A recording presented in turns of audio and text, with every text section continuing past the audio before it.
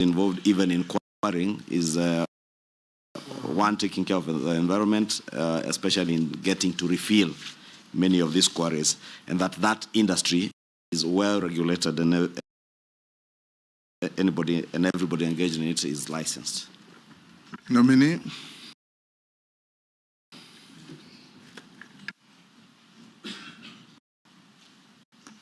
Mr. Speaker, I would have been completely surprised if I was not asked the question of education. Yes, Jeanette. Okay. Let me add something. We can go on and ask your question. Oh, okay. Take those two. I want to ask the nominee two questions. The first one, Mr. Speaker, just to add to what the majority leaders asked, this issue of the education background. Mr. Speaker, I think the nominee needs to, he has alluded to that now he's in the Kennedy School of Government at Harvard. We want to ask him to clear this matter, because this matter, it comes up during elections and goes down after elections. It comes up during elections, goes away after elections, you win the election.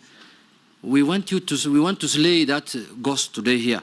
Can you share with us from the beginning to the end how it went? And my second question is that where I come from, Lake Victoria is next to it.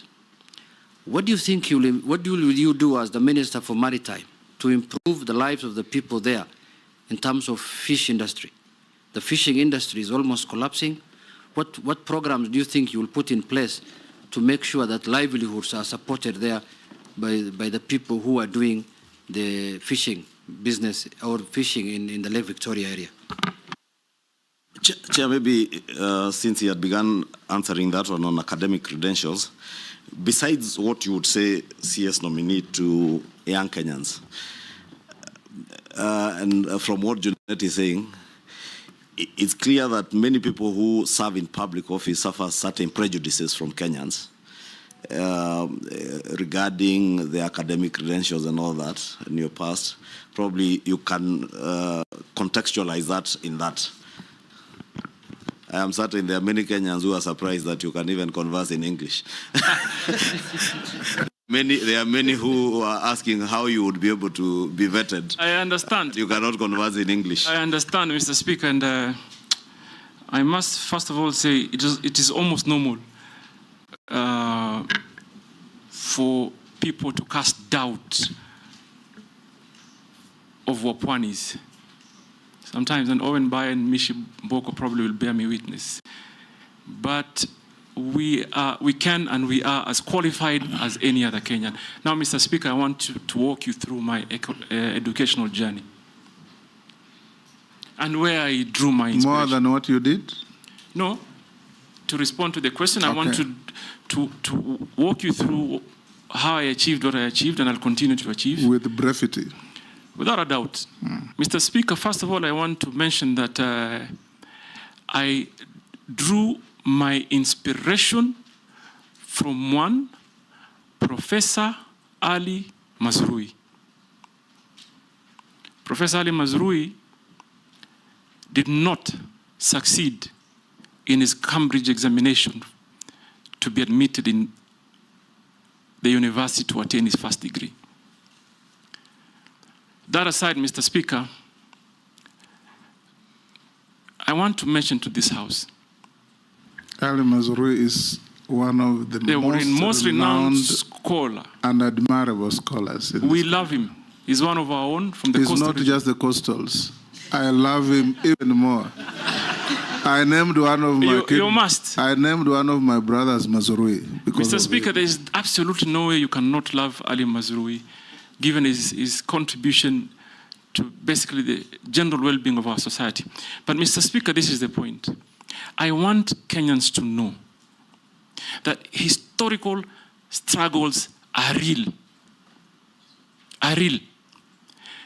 Someone should never imagine for a minute that if they come from places or spaces of comfort, that there may be a level playing field for everyone. Some of us come from very poor background. Mr. Speaker, if you look at my CV, you will see I actually had to take a break for 1 year, transiting from primary into secondary. Why did I do that? Because simply my parents couldn't afford school fees. I was not living in an environment that allowed me that opportunity to be able to quickly prosper in matters of education. That is why, Mr. Speaker, I can tell this committee today, and I want many Kenyans to listen to me. Do not ever imagine your hope dies by your previous struggles. We suffered. But what gives me pride is that we could turn that around. I actually turned it around. When I found the slightest opportunity for self-improvement, which I believe is a continual process, I grabbed it. And I'm glad to the laws of the country, laws of the land, there are processes that allows someone to improve and progress in matters of education. So yes, I did not do well in my secondary school. I got a D-, no doubt. But Mr. Speaker, I turned that around. Today, as I sit here, I hold 2 degrees that are before you. Mr. Speaker, I am on my pathway to attain a master's degree from the most prestigious university in the world. And that is achieved by determination. Mr. Speaker, I want to tell Junet, Honorable Junet, that first let me begin by telling Honorable Kimani Ichung'wah. Kimani Ichung'wah, I contributed my own school fees in secondary school. I had an understanding at that time with my principal that he released me earlier than any other student because I needed to go work. And I did. And I contributed. At that point, what was my priority? To conclude KCSE. And I knew deep in my mind that I will always in my life have a chance to further pursue and acquire more knowledge. And like I said, I would have been very surprised if this question did not come up, because it comes up every time there's an opportunity for me to do something. Every time. It started when I was running for MP. It started when I was running for MP in 2007. Big conversation. And that time they even actually said that my nursery certification was fake, my kindergarten. But we succeeded. When I was running for governor, Mr. Speaker, and I'm saying this so that I hope we can bring this to a permanent closure. When I was running for governor in 2013, it also became one of the biggest campaign issues. I know there were even attempts to bribe some people in the institutions that I was with. Somebody once told me, someone came to me and told me, Bana, we've been told to suspend your degree. To purport, we're undertaking some investigation, just to not to allow me to meet the required timelines to submit my papers. But we overcame that and moved on. Then, Mr. Speaker, you also will remember, because it is a matter of public knowledge, the administration of President Uhuru Kenyatta, particularly the first term, had quite some issues with me. So again, there were those who felt that they may have an opportunity now to permanently remove me from the political equation by dealing with my education credentials. So, Mr. Speaker, I report before this House, there is no government institution, be it Higher Learning Commission, DCI, EACC, even a judicial process that has not investigated my credentials. And I commit before this House. In fact, they should be looking at this space. Probably if we succeed if you nominate me and we do well, the next, if I'm approved, the next vetting, you should see a PhD, Mr. Speaker. I'm telling you, watch this space. If I come back here, if God wills, you approve me, we do some real work, better the lives of the Kenyan people, you'll call me Dr. Hassan Joho, the next one, sir.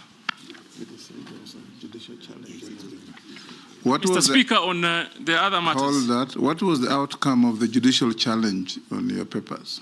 Mr. Speaker, they lost. And I actually know who sponsored the process, but they lost. You cannot take what is rightfully mine. It's as simple as that. Go on and answer the other questions. So they lost. And I know, unfortunately, there's an old man there in Mombasa, an 82 old man, who keeps sponsoring people to pursue the, and I'm sure probably... Focus on your suitability. Mr. Speaker, yes. I want to answer the question by Honorable Kimani Ichung'wah on the blue economy. And I want to combine it with maritime affairs. And I like the fact that you particularly picked on the job opportunities. Mr. Speaker, this ministry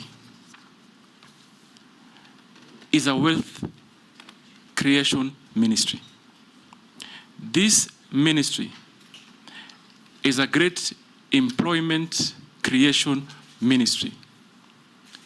Now, just to give you some statistics, today, the global demand on seafarers is almost at 1.9 million.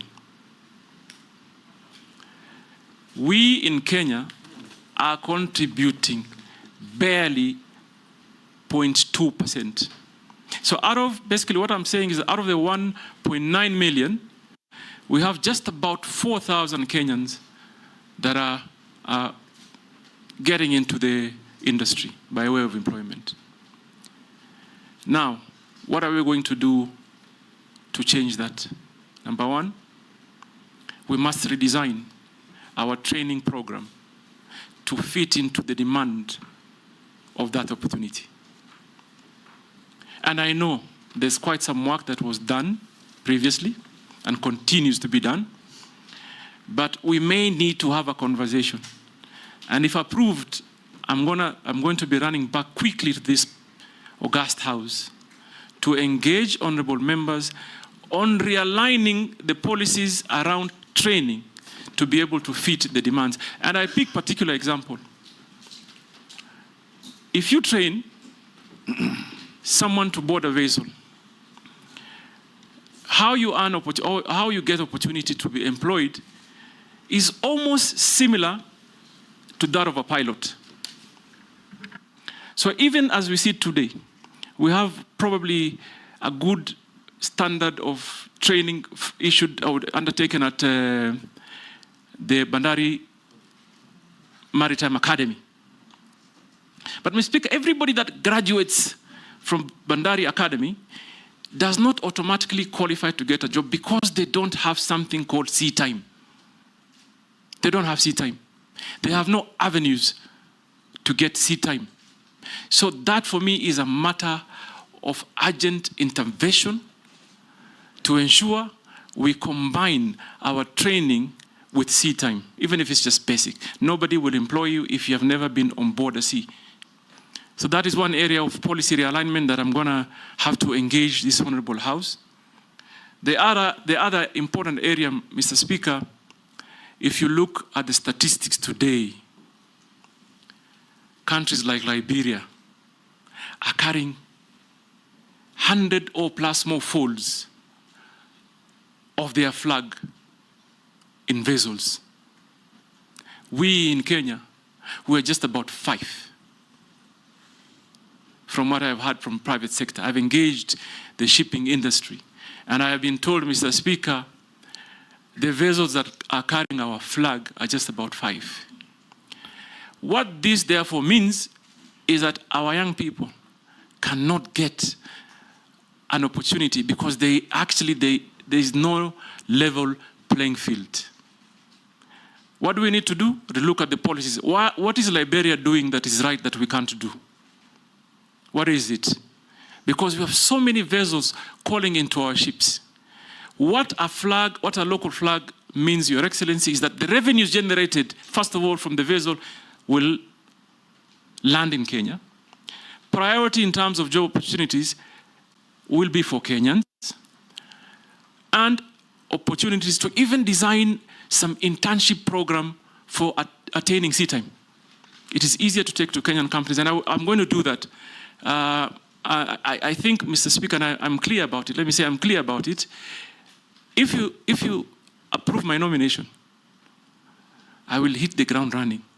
It certainly shall not be business as usual. It will not, because I see. And by the way, Mr. Speaker, so that I give you the context on how and why it is urgent that we quickly realign policies that conform to the needs. It is because seafarer, by all standards, qualifies to be a prestigious job. There's no seafarer, at whatever cadre, there's nobody who earns less than $1,000.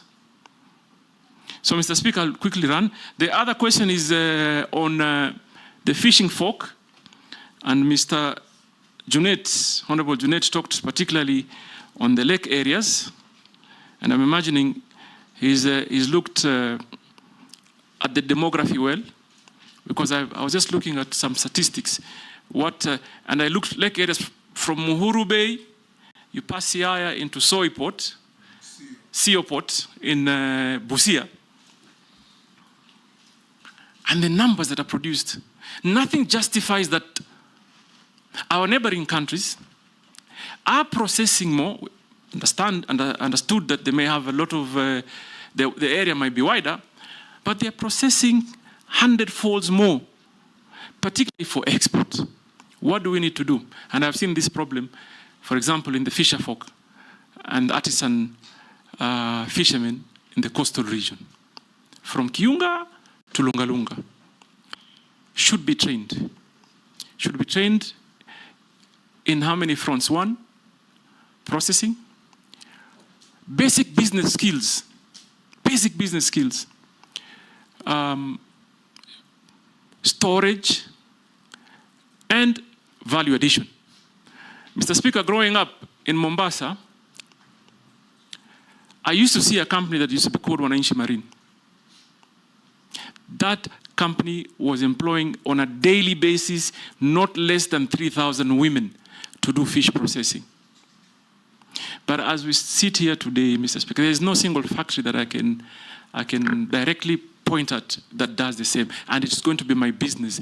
Number one, to create a lucrative environment for investment.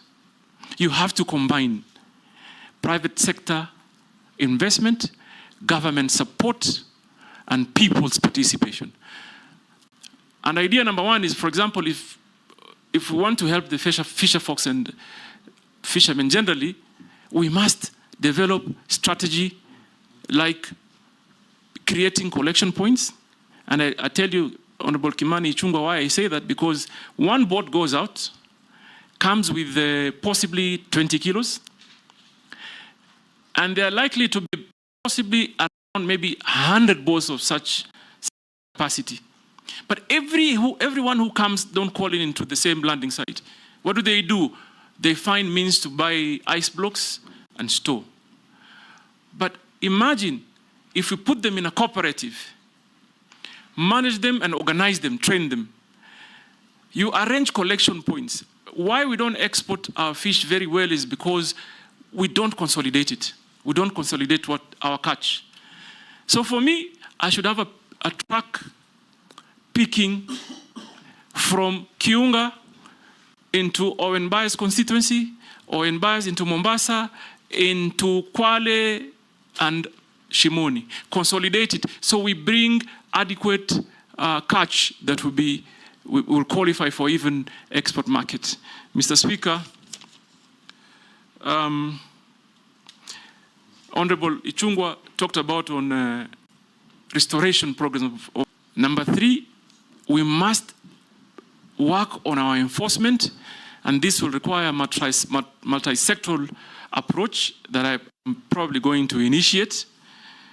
And maybe on the policy issue is that we may consider requiring or requesting when you are licensed to mine, so that we are assured you will actually work on restoration, create a bond, a surety bond, whether by way of bank guarantee or whatever formula that works, so that you deposit it in government, a similar amount or an estimated amount. So if you don't restore the site that you've mined our geological wealth from, we have bonded you. So you just don't walk scot-free. Mr. Speaker, You've answered all the questions. I think I have answered all the questions. Good. I thank you. Those who have never heard of Ali Mazrui, I encourage you to read a few of his books. Africans, A Triple Heritage, Africa's International Relations, and Africans from Slave Ship to Spaceship. Mr. Speaker, if you have some extra copies, I'm going to pick some from you. Pardon? Good. If you have some extra copies, I'll pick some from you. If you've read, unless you're collecting them. I'll share with you. Naisula? Thank you, Chairman. To the nominee, during your preamble, you thanked His Excellency the President for nominating you, and that is why you're before this committee. You are in public having said, and I quote you, "I don't ever dream of engaging with Ruto. Mimi niongee na Ruto, niongee na Ruto nini?" I want to put it to you that if this committee nominates you and the National Assembly approves you, you'll be sitting in a cabinet where His Excellency the President will be chairing. I would like to know whether mutaongea nini kwa hiyo cabinet. But that's beside the point. I want to get to the real issues, but that's also a very valid question, because it will be important to know how you will engage as the minister, if approved, secretary, and with His Excellency the President. Now, there is tax exemption on exploration and accumulation of exploration expenses for offset against income upon full commercialization. What I would like to know is, do you think exemption should be tied to certain activities and for certain duration of time? There are people who are exploring in this country in perpetuity for 30, 40 years just so that there is tax exempt. And I suspect they've actually explored and they've gotten the gemstones or whatever they're exploring, but because of the exempt, they continue to say they're exploring. To my last question, the Mining Act prohibits civil servants from dealing with minerals. According to Article 81 of the Mining Act, no person, whether civil or military, and serving in government is allowed to directly or indirectly acquire or hold any right or interest under any prospecting right. Despite this provision, high-ranking government officials, public officers, state officers, and civil servants are involved in mining, and I'm sure some of them have started looking for you since you were nominated. What mechanisms and plans will you put in place to ensure that revenues from gemstone mining do not end up in the pockets of cartels without disclosure? Actually, I thought cartels are only in agriculture, health. I've come to realize during this appointments committee, cartels everywhere, including mining. And how do you intend to protect and shield communities from unscrupulous miners and cartels? Nelson Koech. Mine also was a quick one too, on the same gemstone. Late last year, the president had this launched, it's called a Voi Gemstone Value Addition Center. It is ill-equipped, nominee. I don't know what you will do to make sure that there is value for money, and the small-scale miners are also able to be able to sell their mines in Voi Additional Center, Gemstone Additional Center. Number two is the mining law sets up several mechanisms which Kenyans can enjoy direct benefits from minerals. That is, for every sale of mineral proportion of value of mineral is paid to the government as royalty, which is shared between national and county government and mining communities in the ratio of 70, 20 to 10, respectively. How then will you do differently to ensure the same is adhered to mining communities and county benefits? Nominee.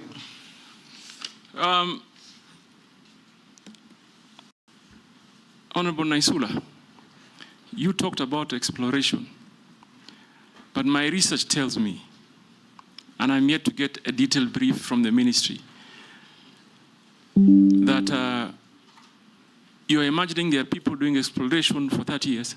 There are people doing prospecting for 40 years. How that makes sense, I have no idea. Whether it happens anywhere in the world, certainly it cannot be. How do you prospect for 40 years?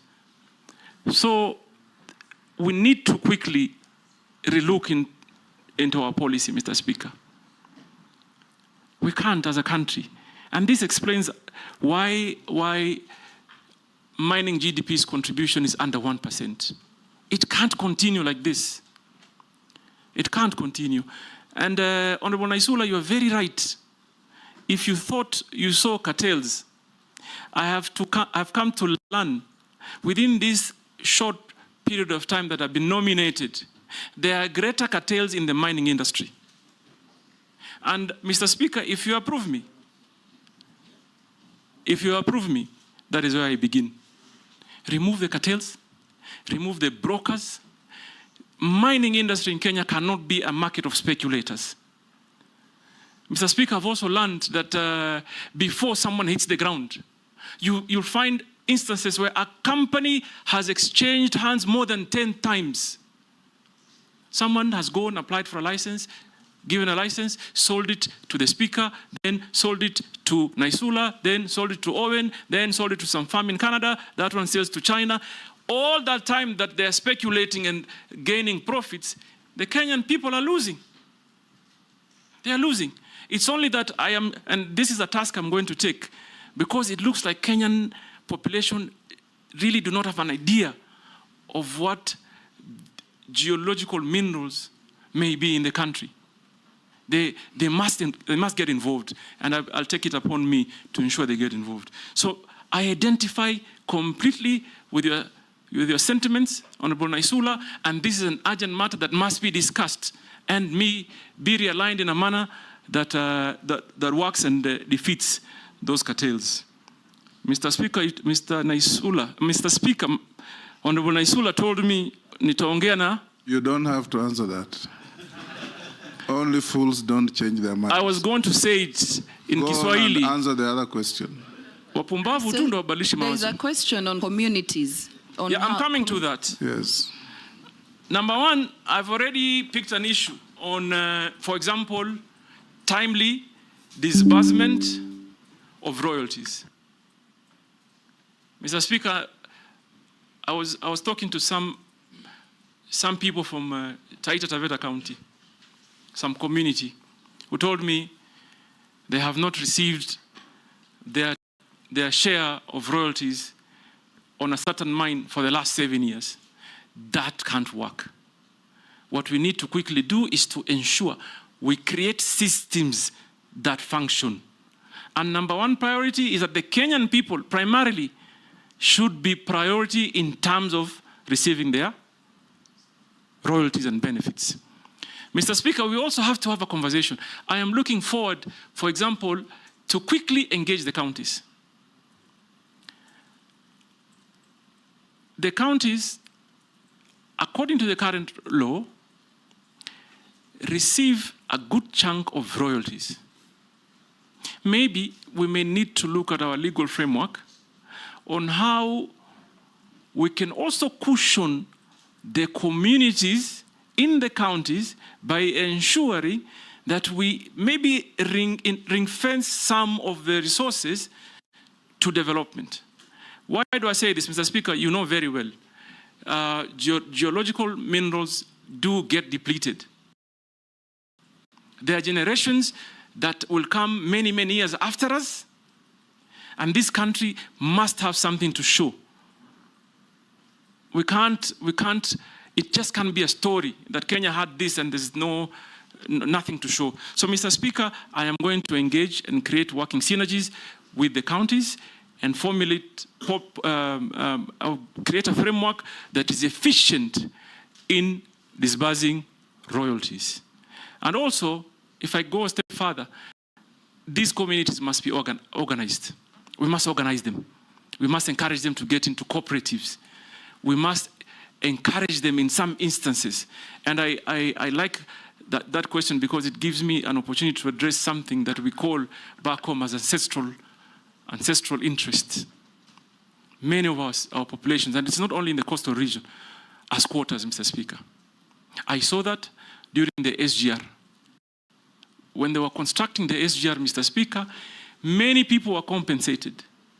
But the title holders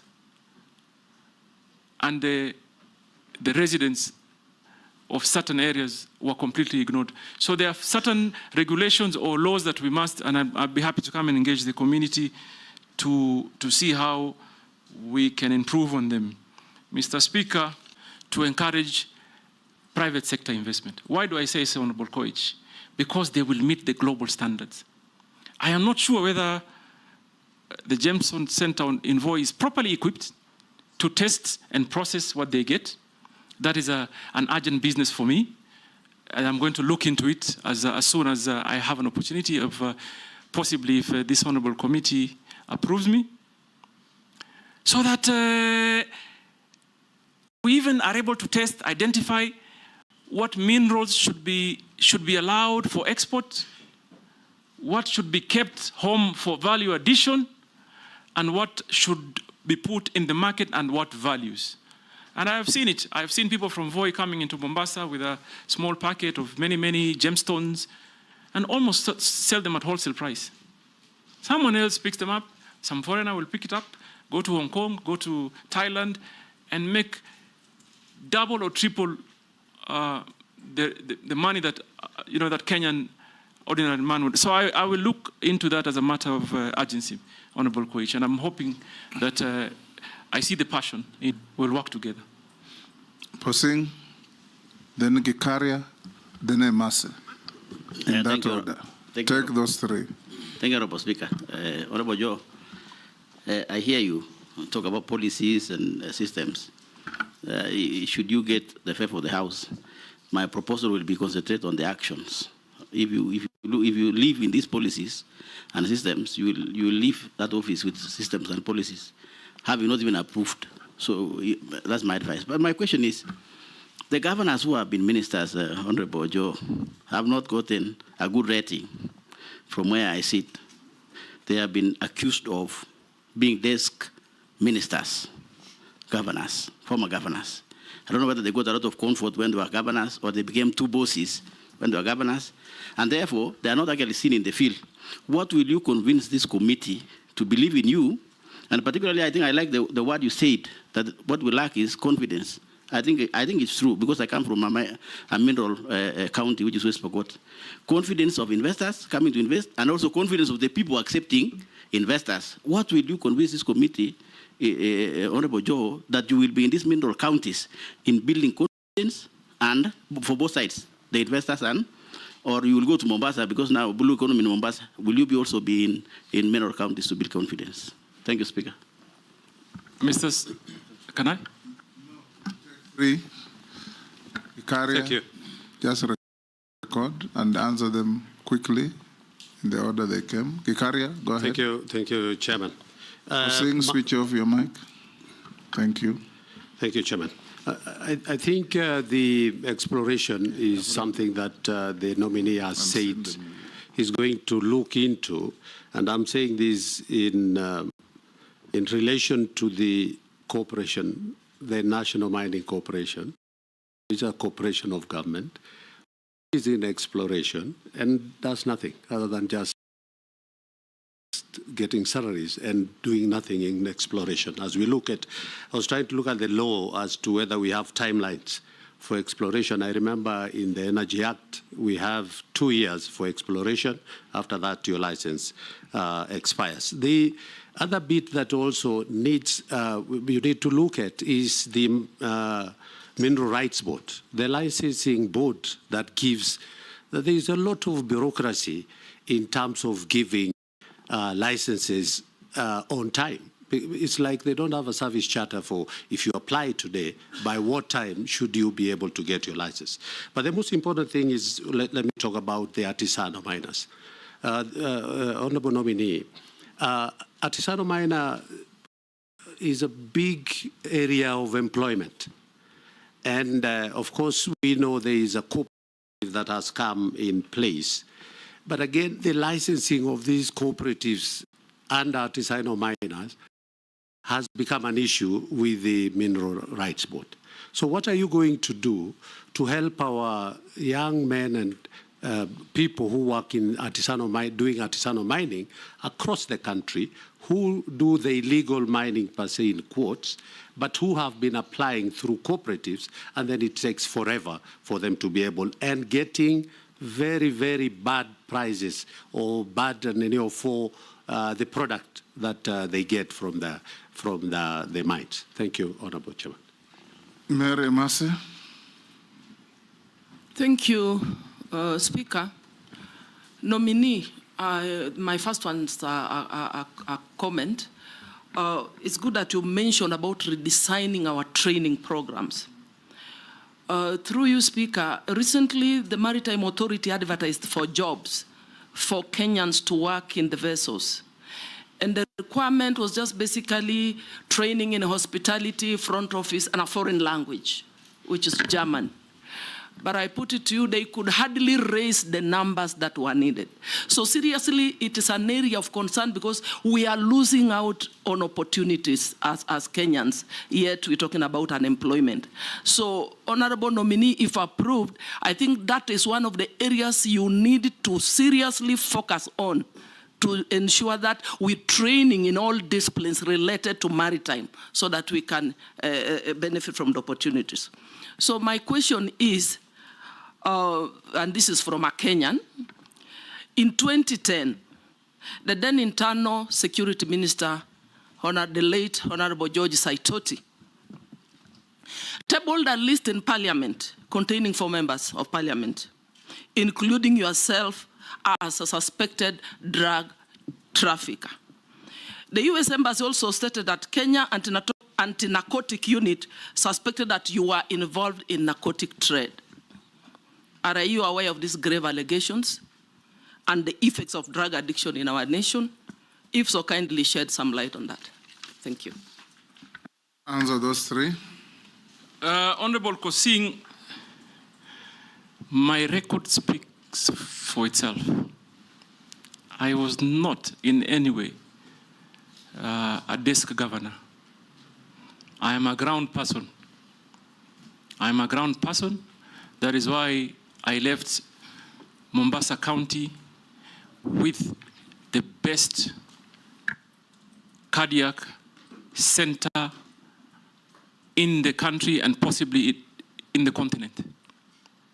I left Mombasa County with state-of-the-art cancer treatment center. I left the county with a lot of social development programs that are on record. So I'm just picking a few. Mr. Speaker, today if I have a cardiac issue, I want to tell you, and I will encourage all of you and those that have visited Mombasa, if you have a cardiac issue, Coast General is your place. Because they have the state-of-the-art cath lab with well-trained doctors that constantly do open heart surgeries, fix cardiac issues quickly, and that was my leadership. So I provide leadership, and I will. And in the mining and blue economy and maritime, if you approve me, I will hit the ground running, Mr. Speaker. On matters of licensing, I don't know whether this committee understands the process that is applied on licensing, but I'll quickly share from what I found out. and I'm saying that this I found out from the private sector. Number one, you go to the potential area and engage either the landlord or the communities or the county. Then you get a consent. Then online, there is what they call the cadastre that covers the whole country in potential areas in matters mining. Then once you have the consent, you peg on the cadastre. And then at that point, you do a physical license application. And I've already heard of many instances that people have falsified documents to peg on the cadastre. That is number one hindrance on efficiency on issuing license. Because then, therefore, a true potential, and this basically mostly is done by speculators. So the true potential investor does not get an opportunity to even apply. So we first of all must fix how we handle the pegging. We must have technological means of ensuring that whatever is used to peg a site, the standards. I have had, for example, someone would just upload a newspaper, and that acts as a consent, because the technology doesn't have the ability to authenticate some of those documents that are uploaded. So what do I say? I say we need to digitize end to end. We must digitize end to end. And Mr. Speaker, let me put it this way. Even in our own country, I know for sure, for certain, there are young people with enormous capacity and potential to help us develop. I must also say that I was taken by surprise when during Maandamano there are some young Kenyans who quickly developed and designed a communication program. And people are communicating like an app overnight. It tells you our young people have the capacity. And for me, Mr. Speaker, if I'm approved, my urgent and priority first step is to involve the young people. They can help us grow. They can help us fix many things locally. Like, for example, I believe something like a cadastre, where it holds a lot of information that is very strategic for the country, must be fully hosted here. Cannot be hosted, for example, by a competing country.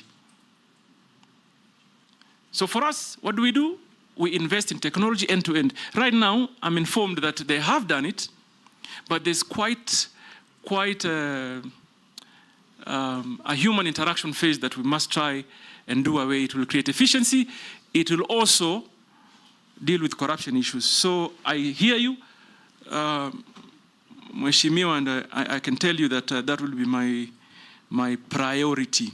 And also, I want to talk on the artisanal miners and licensing. They go through similar challenges, Mr. Speaker. They go exactly how a private sector investor suffers is the same way, unfortunately, the artisanal miner also suffers. So that, for me, is something that I must look into.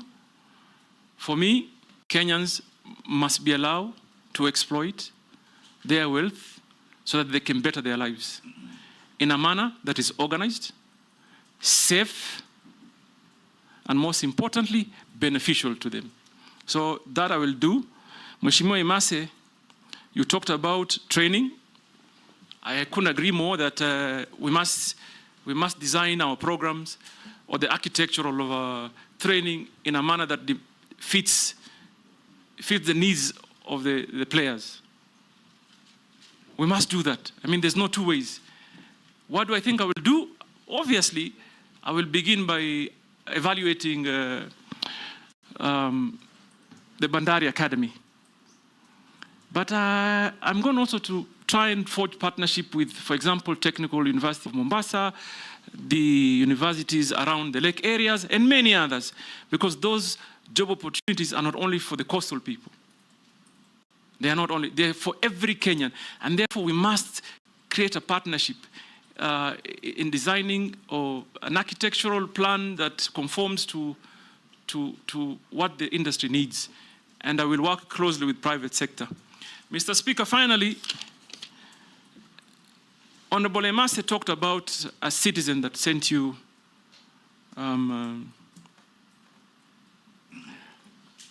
SMS. A question on SMS. On the drug baron issue.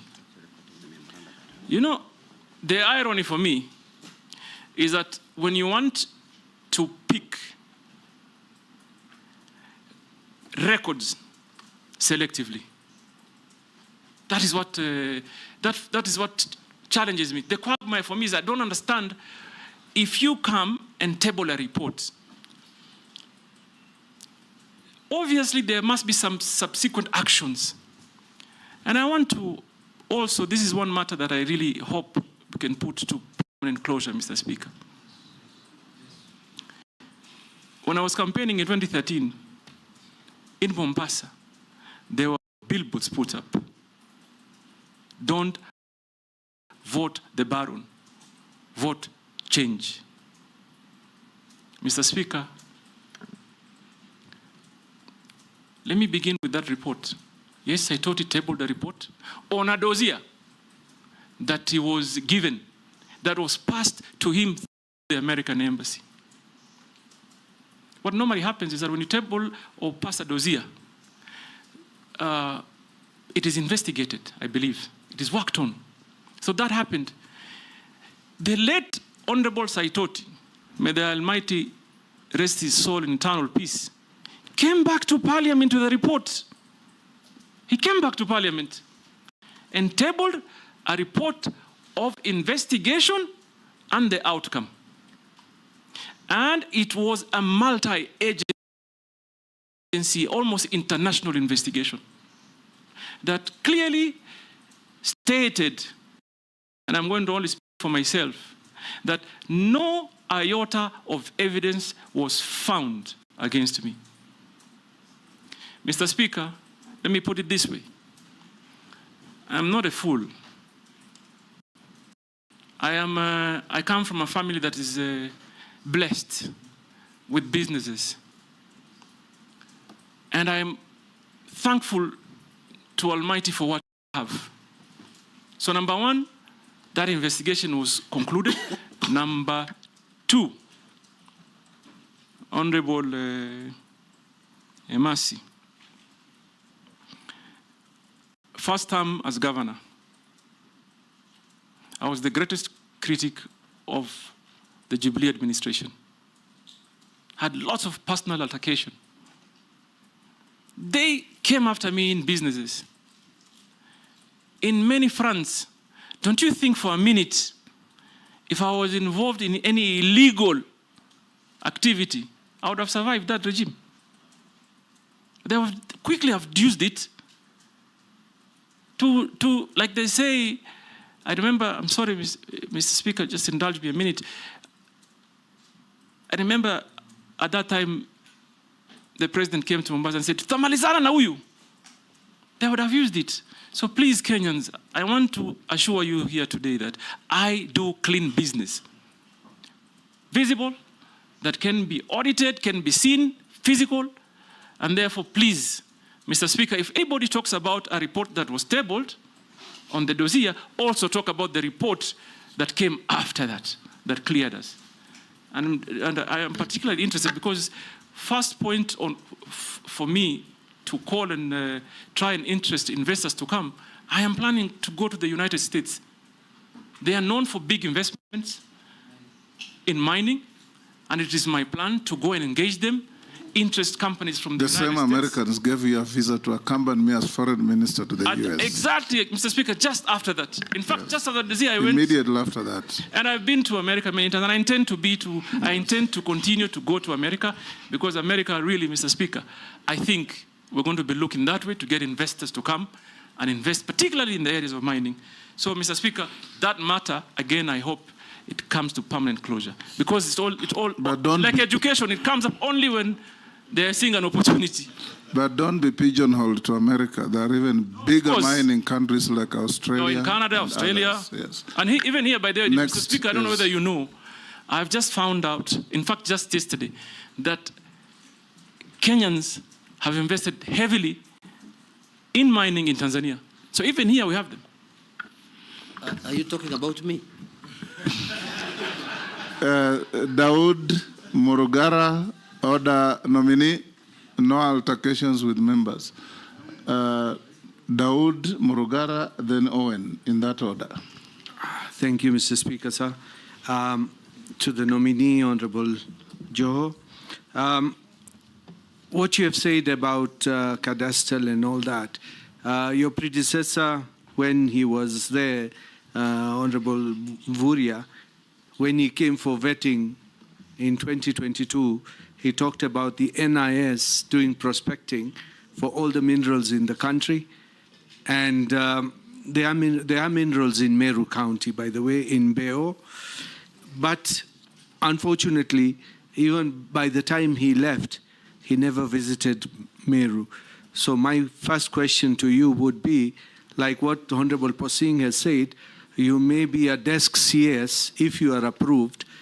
What will happen, I hope, because you know Meru is cold and Mombasa is hot and you're used to the hot weather, you may feel very cold in Meru.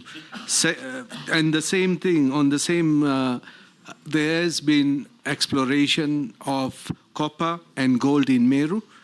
But unfortunately, the company which was prospecting, a Kenyan company, Goita Mining Limited, has been bought out by Avira Resources Limited of Australia. So my question would be, do you think that we as Kenyans will benefit, or will the benefit be for outsiders who come prospecting in Kenya and taking away everything what is there? The second question, because that was one question, Mr. Speaker, there is a question from one of our viewers, and he says, the Auditor General, that is now for the time you were as a governor in Mombasa, that there is an Auditor General report about garbage, a 1 billion shilling garbage tender, which was given to some of your relatives in Mombasa. And there is even talk that it is not Ali Hassan or Hassan Ali Joho who handled Mombasa County. It was a relative of his. I would not mention him for, it would not be right, but it was not you who were running. You were running the political part. The other part was being run by somebody else. Can you confirm or deny? Thank you. Thank you, Mr. Speaker. Nominee, make a distinction between Meru and Tharaka Nithi. He's been talking about Meru. If I'm to say anything, it will be on Tharaka Nithi. The two are separate and distinct. You are actually vetting the nominee on behalf of the people of Kenya. No. Not your constituencies, not your counties. Mr. Speaker, sir, we have questions to ask. Ask and the question, we have to draw that distinction. but avoid the temptation to appear that you are vetting nominees on behalf of your constituencies or your counties. I agree, Mr. Speaker, but Mr. Speaker, some questions are relevant. We have to draw. Sir, I'm not curtailing you at all. Go on and ask. Thank you very much for the distinction. Nominee, you began when you were responding to a question by stating that what it is that Liberia gets right and we get it wrong. And here you were talking about maritime affairs, the sea vessels. And I don't know whether you know the historical background, why Liberia is actually the largest flag carrier in respect of ships. And that also goes with, it has the highest number of shipwrecks in the high seas, purely because most of those ships are condemned in their countries, and this is the reason why they find solace in going to Liberia to get national flag. So I do not know whether you wish Kenya also to take that route and emulate that. You respond. Number two, a question from a viewer who wants to know really whether the nominee is familiar with the minerals found in the country and where those minerals are to be found, including my own county, Tharaka Nithi, and my constituency, Tharaka. Then the third one is on fisheries. We have what are known as Kenya Marine and Fisheries Research Institutes spread across the country. Some of them are stored.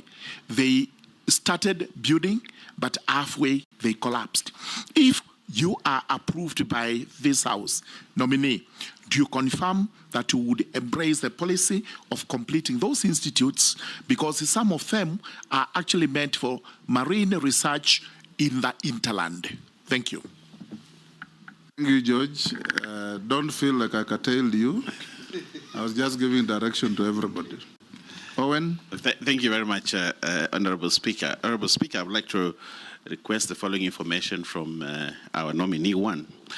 Listening to you, Honorable Ali Hassan Joho, you come through as a hustler that has come from the bottom up, bottom there, coming up through many struggles. And there are very many lessons that we learned from your interaction in this committee. As you sit, if approved by this committee, if you sit in cabinet, how do you help to encourage the hustlers, especially in the mining, in the fisher? The fisher folks in in Kenya are basically hustlers who are trying to make it in life. Probably you are a good example of that. How do you intend to really bring in that to cabinet and assist the cabinet really to help the hustlers in this country who seem to have given up? Secondly, how do you use your experience in business? I can see you have good credentials in business and you've come up as a businessman. How do you intend to bring in those credentials in your business field and your experience also as governor who chaired a cabinet at the county level to assist the cabinet to really meet the aspirations of the young people who are actually hustlers, who seem to be giving up, the Gen Zs who seem to be giving up in life? How do you intend to bring that experience to help Kenyans? My second question is that specifically to the marine area, there is a marine spatial plan that has been in the works for many years. It has never succeeded, it has never taken off. Many people in the marine industry are waiting for that spatial plan. How soon can this country realize a spatial plan in the marine area? I thank you, Honorable Speaker. You can take those, nominee. Yes, Mr. Speaker. Let me begin, first of all, by the spatial plan issue. And I believe strongly in planning from an informed position and real-time data management and collection. Basically, if even land use is critical that is properly planned. So this, for me, is urgent, and I'm going, if approved, to ask that it be expeditiously done, because it is important. Honorable Owen, sorry, I'm starting with you, Owen. My experience as a businessman and as a public officer, and I am glad that I've served in different spectra. I was once an assistant minister, got a lot of guidance at that time from the Honorable Speaker. It was my mentor, actually, in Parliament. I participated strongly in matters of legislation. I remember the NTSA formation was done under my watch at the 10th Parliament, Mr. Speaker. And the acumen stature of business I got is for literally experience. And Mr. Speaker, I've run quite fairly big business, and I bring that on board to be able to capture the ideology of a business sector, combine it with public sector, so that we can be able to deliver on behalf of the country. Mr. Speaker, I want to assure Honorable Owen,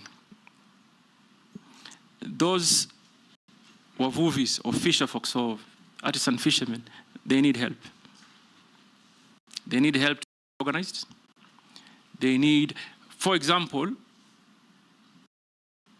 we must find means, whether by way of partnership or government funding or private sector, And this, for me, is an area of interest because I am aware of the Go Blue conversation.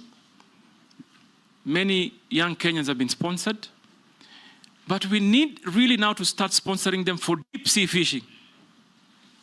Because even if they use what they have today, they can achieve that much. But if we get them to go deep sea fishing, then now for me, that will be the game changer. And that is what I will undertake to do if this committee approves me. Mr. Speaker, on matters of stalled projects, government should not have any stalled project. You must plan well. Mheshimiwa Murugara. Government should not have stalled projects. We must develop plans that do work. So that when you start something, you must finish. And like Owen asked, I gained that experience from private sector practice. Value for money and timely delivery is critical. So expect that we'll have a conversation. First of all, I'm not in a position today to say I know all the stalled projects, but we will have a conversation and develop a clear plan to be able to complete the stalled projects. We don't want a situation where we embark on new projects and we leave the old ones stalled. My brother Dawood, you talked about NIS prospecting report. I'm not in a position right now to comment about it. But I have an issue on communication that must improve. And I would urge even my colleagues in other ministries that ministries must help the president to communicate to Kenyans. If we had a clear communication plan, you probably wouldn't need this opportunity to ask, what do we have in the country? So I will go to the ministry if approved, learn what they have, and I promise I will communicate to the Kenyan public of what they have. Mr. Speaker, Honorable Dawood asked on exploration of gold and copper in Meru, and the fact that the miners or the mining company exchange hands. I think the fact that companies do exchange hands doesn't mean the law on royalties change. It should remain, and they should continue to pay royalties, both to the communities, county government, and national government. So I doubt if the government will lose. The only thing that I am concerned about, and I think we collectively should, is the testing of minerals. Whether we have that capacity in the country. Because I'm told, I took some time and called some minister friend I have in another country that's very successful in mining. I'm told in instances where you mine copper, you are very likely to get good deposits of gold. But what the miners do is that they only report copper. So therefore, we urgently need to enhance our testing capacity and ground truthing. And I will happily visit you in Meru, in Tharaka, in Migori. I'll go to Suna, I'll go to Kikuyu, I'll go to Turkana. Turkana has the potential of exporting large quantity of what they call mango tilapia. Huge market for mango tilapia in DRC. I have to go there and see how we can improve on that. I will go to Busia for gold and value addition. I'll go to Kakamega and the larger Western. Everywhere where there's potential for minerals, I will go to ensure, first of all, we involve the communities, we work with the counties, we secure the communities, we engage on matters of environmental impact. So I will be visiting every part of this country, Mr. Dawood, including Tharaka and Meru. And Pokot. And Kosin is a fairly blessed man. I hope he'll host everywhere. And everywhere. Yes. But I want Kosin to undertake that he'll host me when I go there. So prepare some sumptuous cuisine. On the 1 billion tender, I saw it. Mr. Speaker, let me confirm. This is a matter that was audited, dealt with, investigated by the anti-corruption and the DC and everybody, and it was concluded. First and foremost, it has never been 1 billion. The contract, yes, it was a tender advertised. Someone won the bid, not from my family. My family is in the logistics business. They're extremely busy. In fact, sometimes I even struggle to encourage them to help me with social programs and our foundation. They are too busy. They have no time to do government business. And by the way, Mr. Speaker, just to put to the record, my family does not do business with any government entity. We are in logistic business in Tanzania, in Uganda, in South Sudan, in Dubai, and here in Kenya. So please be assured, my family is not in any way involved in that tender. And the actual amount that was being investigated, Mr. Speaker, was just about 200 million, paid to the company that won the bid over a period of 3 years. The way it is portrayed is like I went to the county coffers with a check of 1 billion and gave to my cousin. That is not the case. It was a tender, advertised, someone applied. It's only that I cannot mention the name of the guy who won the tender. But even him, he did bid in that tender for just helping us to achieve certain environmental standards. He was already a big billionaire. So he's such a setup, just with, and he outbid everybody. So in the period of 3 years, Mr. Dawoodi paid 290 million. And it was investigated and concluded. We also received some memorandum on that. You've answered all the three. Now let's go to Robert Mbui. Mr. Speaker, I haven't answered the issue on Liberia. Okay. And it is very important. Okay. And I want to inform Honorable Murugara that, yes, there may be historical issues. But you know what? You call them abandoned or condemned vessels. I want to enlighten you. I'm actually going to encourage those condemned vessels to come to Kenya for one purpose: distraction. It's a big business opportunity. Honorable Murugara, I don't know whether you are aware. The maritime standards set on the time period a vessel should be sailing is very strict. Where do I see the opportunity? I have seen India is big, Singapore is big on vessel destruction. So I would also encourage private sector here. Let those condemned vessels come, we demolish them, and help our steel industry. It will be a game changer for our steel industry. One, first of all, the owner of the vessels pays to bring the vessel, and they pay for destruction, and we remain with the steel. So it is what we do with it. For me, so Mr. Murugara, I see there a great opportunity that we must engage in. Sumra atafurahi sana. Robert, then Stephen, then Didoras, in that order. Yeah, thank you, Mr. Speaker. I have just a quick comment and then one question to the nominee. You know, Africa is rich in mineral resources and other raw materials, yet we remain poor in the world of community of nations. And from my research, and Kenya is also very rich in minerals. And like you've said, you know, it contributes very small percentage of our GDP. But despite that, nominee, there are also a lot of billionaires, not very many, but a number of billionaires in Kenya out of this issue of minerals. So maybe you need to help Kenya to be able to achieve its objectives in this industry.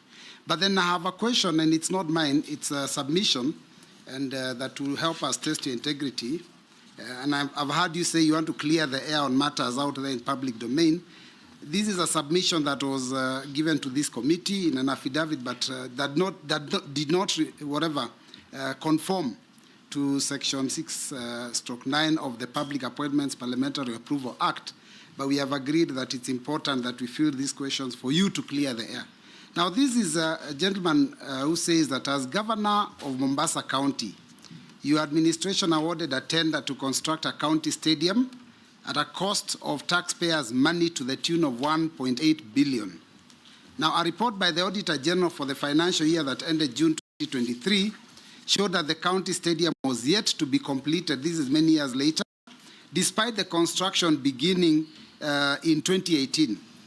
Now, consequently, the Office of the Auditor General could not ascertain the value for money of the expenditure incurred on the proposed development of the sports complex, and this could therefore risk cost escalation and project termination.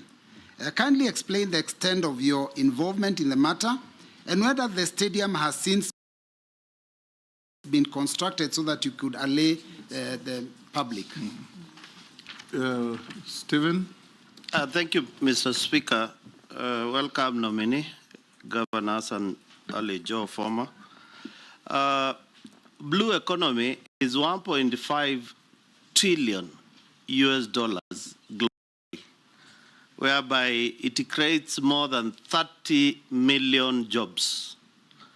And my question is that as you approved or get favor from this committee, you need to look at Kenyans and the young people on how to tap in this space of 30 million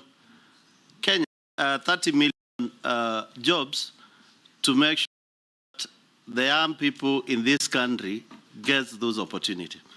On a line, I've perused your questionnaire which you filled, and I believe you have a number, but on, I think it's a typo error. You gave the number for Safaricom, 0722 000 000. Can you clarify? Thank you, Mr. We'll take next. Russell. Thank you very much, Honorable Speaker. Honorable Hassan, as soon as I am here, as soon as your name hit the media, people in Mombasa were on the streets, young and old, all of them. A few days later, one of the MPs said, now Hassan Ali Joho should become a cabinet. He should not come back to local politics. My first question is there potential of conflict that you want to be a cabinet minister and also interfere with local politics in Mombasa? You need to clear the air. The second question, Honorable Speaker, Honorable Hassan Joho is a businessman, and you deal with many things, logistics, jewelry, all of that. We are giving you mining. Mining today is done by the locals in Navakolo, Ikolomani, Homa Bay, in Moyale and Marsabit, where they do gold and other minerals, and they eke out living through that. Tell us, we as Kenyans, you are looking for private investors. Do we see the potential that you get private investors so that the locals, the communities, will be locked out? Thank you, Honorable Speaker. Nominee, answer those three. Thank you, Mr. Speaker. First of all, let me just clarify that my family is not in jewelry business. We are in logistics, obviously diversified a little bit in real estate and trading. Let me ascertain that we are in this industry that is called service industry. We don't work with government. We've never worked, my family has never worked with government. We don't do business with government. We have a straightforward business, and I assure you that we will not do business with government. We have enough already, as it were, to deal with. On the question of the comments by the Honourable MP, no, in Mombasa, on the same one, on the comments. I want to tell you, I now serve the nation. And in fact, I will make efforts to even unite those that are in Mombasa. I must help the president unite the country. And therefore, I must rise above local, divisive conversations. Every Kenyan must be served equally across board. So if there's anything I'm going to do, is to actually endeavor to unite Kenyans and even leaders even more.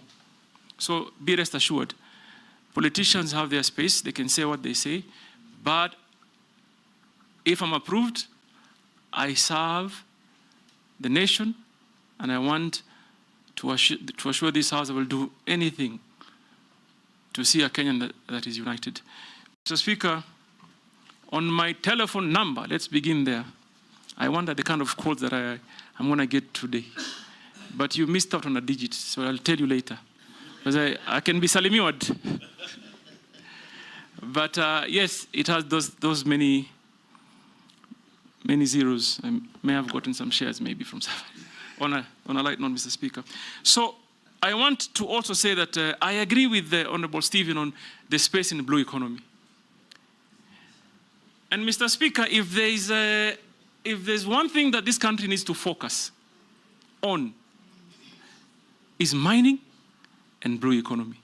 I believe if we take the right strategy, we deploy the right strategy, we can even remove ourselves from the hole of debt using our own resources. We can. We can. And we should. And therefore, I'll make it my business to ensure systems that work are deployed, processes that are efficient are used, so that we also can help this country move from the burden it is in today. And I believe strongly that this ministry is a ministry of wealth creation and employment opportunity. And that will be my focus if you approve me. Mr. Speaker, someone touched, Honorable Roberts, you touched on Mombasa Stadium and the GDP contribution. By the way, from what I read, when I was doing my research, I saw that Kenya was reporting 1% contribution to the GDP. But that included Base Titanium, which was actually the largest mining company in Kenya, which closed shop and left. So even if you remove now what Base Titanium is to contribute, we could be even lower to maybe 0.5%. And there, we quickly need to start moving so that we embark on getting real investment and in real time. Finally, Mr. Speaker, is the stadium. I saw that affidavit. Now let me tell you what Mombasa was planning to do at that time. The idea of building a stadium was conceptualized around 2019 towards the end. We designed, we wanted to build a world-class stadium. Designed, put it up for tender. The tender was won by a Turkish company in partnership with a local company. So the stadium that we had wanted to build in Mombasa was a modern stadium that is built mostly by steel. And that is why physically you may not see the work done when you go to the ground.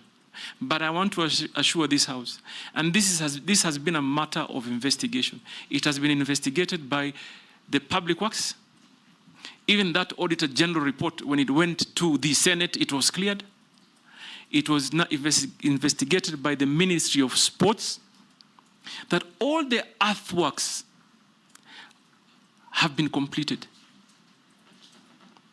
So what was remaining is to bring the steel bit of the stadium and just install, which I was made aware that 70% thereabout of it had been completed in Turkey. And it was just not a basic stadium. In there was multi-purpose hall, amphitheater, Olympic-sized swimming pool, and the rest of the facilities. Now, where we faced the challenge 2019, we award a contract. 2020, hit hard by COVID. And obviously, as a leader, like many of you did, is to first of all find means and ways to cushion your people. Mombasa, at that time, announces 50% waivers on all levies because of COVID. So a sudden drop, significant drop of our local revenue. Then, subsequently, the Revenue Allocation Commission re-engages on a new formula that made Mombasa lose 2 billion shillings. 2 billion shillings. We moved from an allocation of 8 billion to 6 billion. So that completely ruined every single plan we had to complete even that. I even remember I placed a call at that time to the president and informed him that we have awarded a contract that is 1.7 billion. COVID has forced us to waive levies to cushion Kenyans. Our allocation is lost by 2 billion. How are we going to pay for this stadium? And I invited at that time the national government, please come on board and help us to complete this. Because it's already, as I speak today, I'm aware it's already completely done in Turkey. If we have resources, we pay and they come, they install. If they come within 2 months, you have a stadium up and running because all the earthworks are completely done. So I assure you, first of all, it's not 1 billion that has been paid. What has been paid for earthworks and part of the steel, and also 30% of the steel is already in Mombasa. If you visited the stadium today, you'll see they've already put up one side of the stadium as a sample. So, first of all, amount spent, no, not 1 billion, just about 400 million. Earthworks are done. 30% of the steel is in Mombasa, 70% is in Turkey, and I hope and I want to encourage even my current governor to engage. And I know he's doing it. He's talking to national government because they're still struggling with the resources. So that allegation, be rest assured, tender was done above board, money, value for money for certain, investigation completed, no issues at all was raised by the relevant institutions. So, what was the question, Mr. Speaker? The question was, by bringing in mega international investors, are you going to disenfranchise the local artisan miners? No, this is what I think should happen. Obviously, for us to make meaning of what we exploit, we must encourage international investors. But I also appreciate that if Kenyan people or companies do invest, they have a greater advantage because all the dollars that are paid now will land where? Here. And for me, there's two fronts. One, artisanal miners can be organized. And by the way, we should even look at the law if we can encourage that if you are licensing a big company, for example, to mine copper, say in Busia County, we can, in the same spirit, organize local people. If we are allocating 10 acres, why can't we hire, for example, 2 acres, train local artisanal miners, equip them to make sure they are safe, because safety is a great issue, so that they can also participate in the building of the nation. And that really is a matter we are going to engage in collectively so that we cushion our people, so that exploitation does not negatively impact the people of Kenya.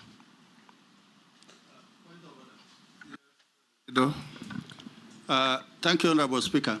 Honorable Hassan, what I am saying is by dint of having international conglomerates to do mineral prospecting or excavating mineral, there are those communities, those individuals who are doing the mining, and they can easily be removed by virtue of not having the license, by virtue of environmental impact assessment, safety, excuses that actually locks the locals out.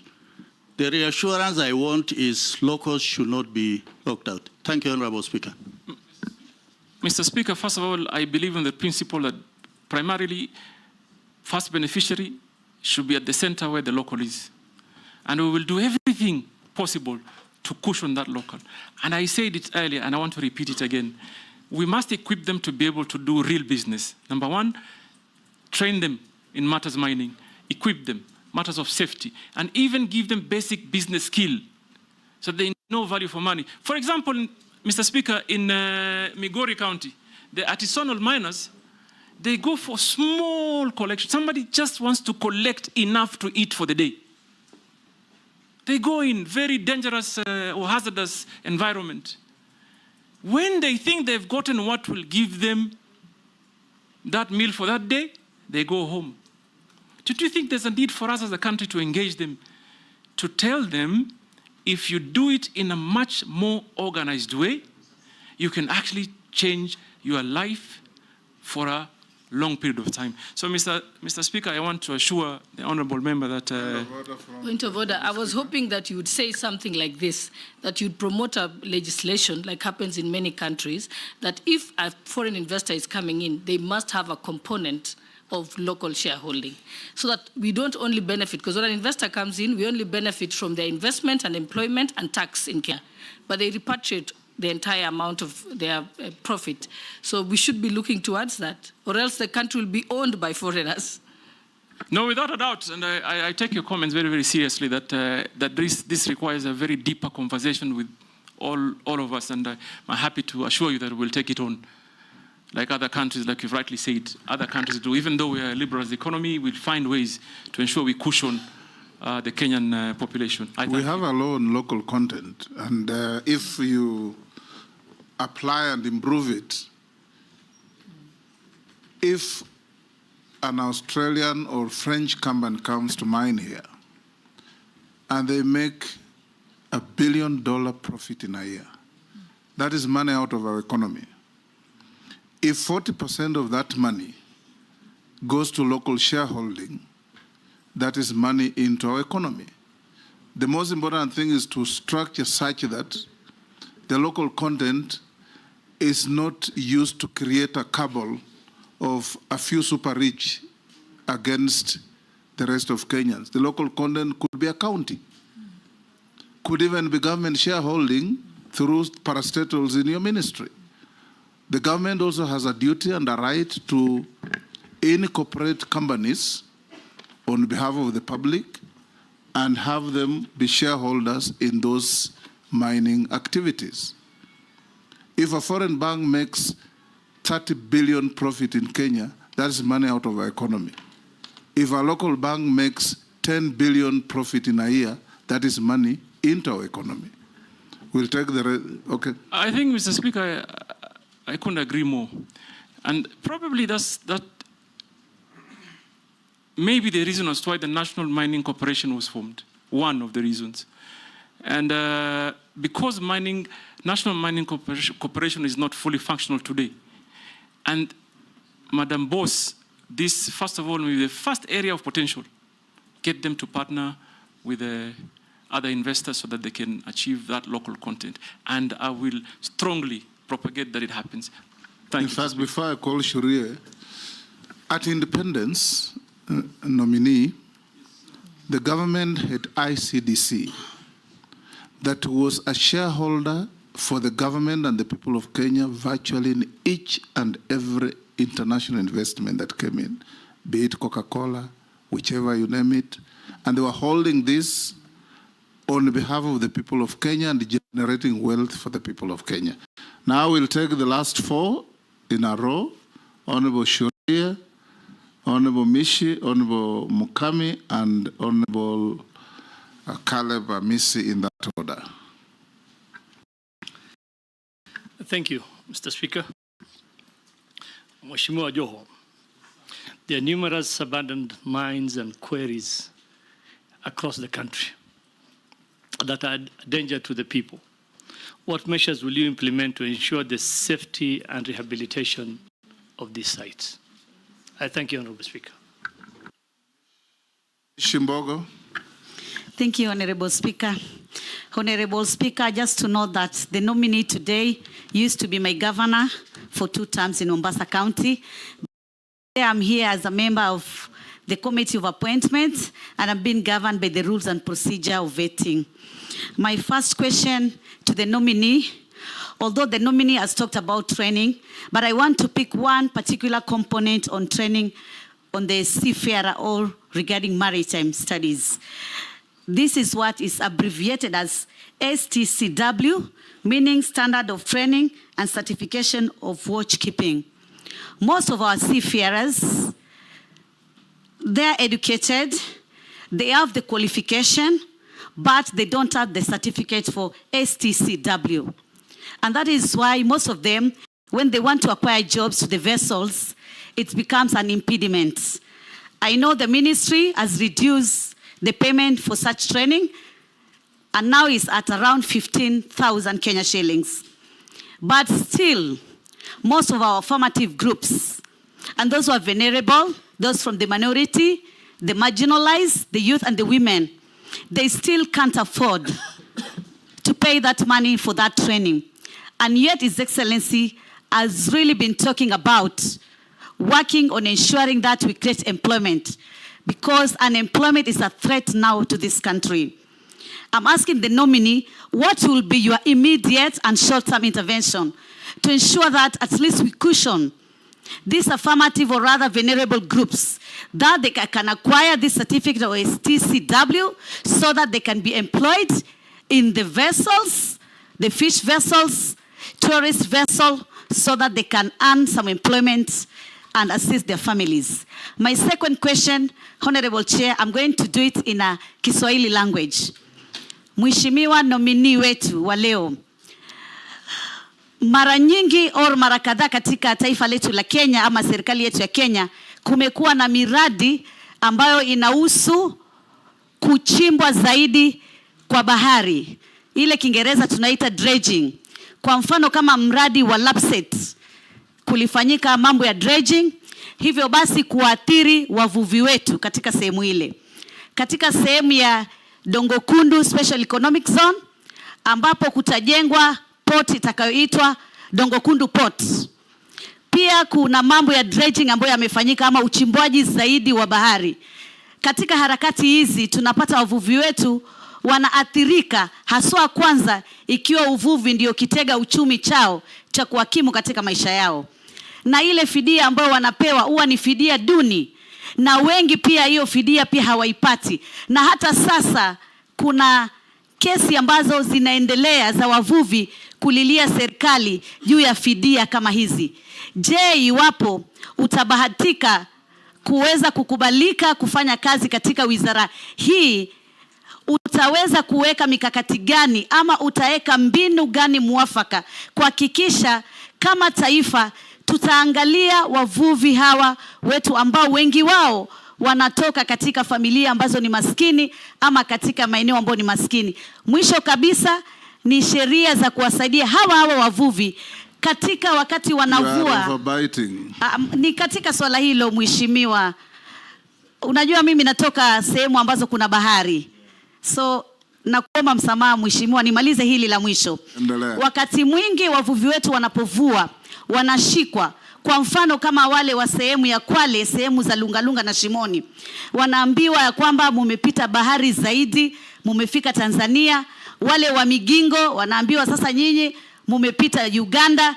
Yani kunakuwa na zile sintofahamu, na sijui kama kuna mikakati ya kuwa kuna masomo ambayo wanaweza kufunzwa kuelewa hii paka ama kwa Kiingereza territorial boundaries ziko vipi, ndio ya kwamba wasiwe kila mara. Manake mimi kama mjumbe mara napigiwa simu, mheshimiwa tumeshikwa, tulikuwa tunavua, tulikuwa sehemu za gasi, sasa tumeambiwa tumeingia Tanzania, tumeshikwa tuko huku Tanzania.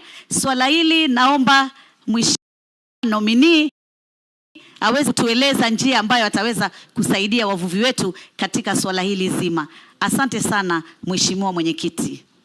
Mheshimiwa Mishi, kwa Kiswahili sanifu, huyu ni waziri mteule, sio waziri nominee. Mukami. Mheshimiwa Spika, nominee ndio hiyo, mteule ni nominee. Yaani umekuwa wewe ulisema utauliza swali kwa Kiswahili. Umeteuliwa. Sasa Kiswahili sanifu ni waziri mteule. Ali Spika namfunza mishi Kiswahili leo. Leo nafunza Kiswahili. Yes, Mukami. Thank you, Honorable Speaker. Honorable Speaker, I want to admit that I am really touched with what nominee has said, where he has come from to where he is, and I'm sure, being a Sunday, there are so many people watching, especially youth, and even the media people who are here, that God can bring you from down there to up where he is today. My question is regarding hustlers. Small-scale mining in Kenya employs more than 140 people and supports over 800,000 households. Our workforce times larger than its equivalent in large-scale mining, which employs just 9,000 people. However, several constraints limit its economic potential due to informality, poor health, and safety standards, a shortage of access to geo-data, and financial challenges. As Cabinet Secretary, if you are going to be approved, what measures will you implement to elevate the hustlers of artisanal small-scale mining? Thank you, Honorable Speaker. Caleb Amisi.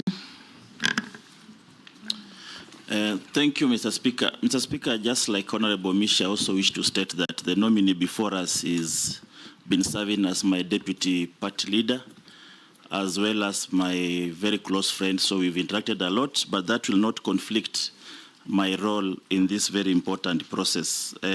Honorable Speaker, I have two questions to the nominee.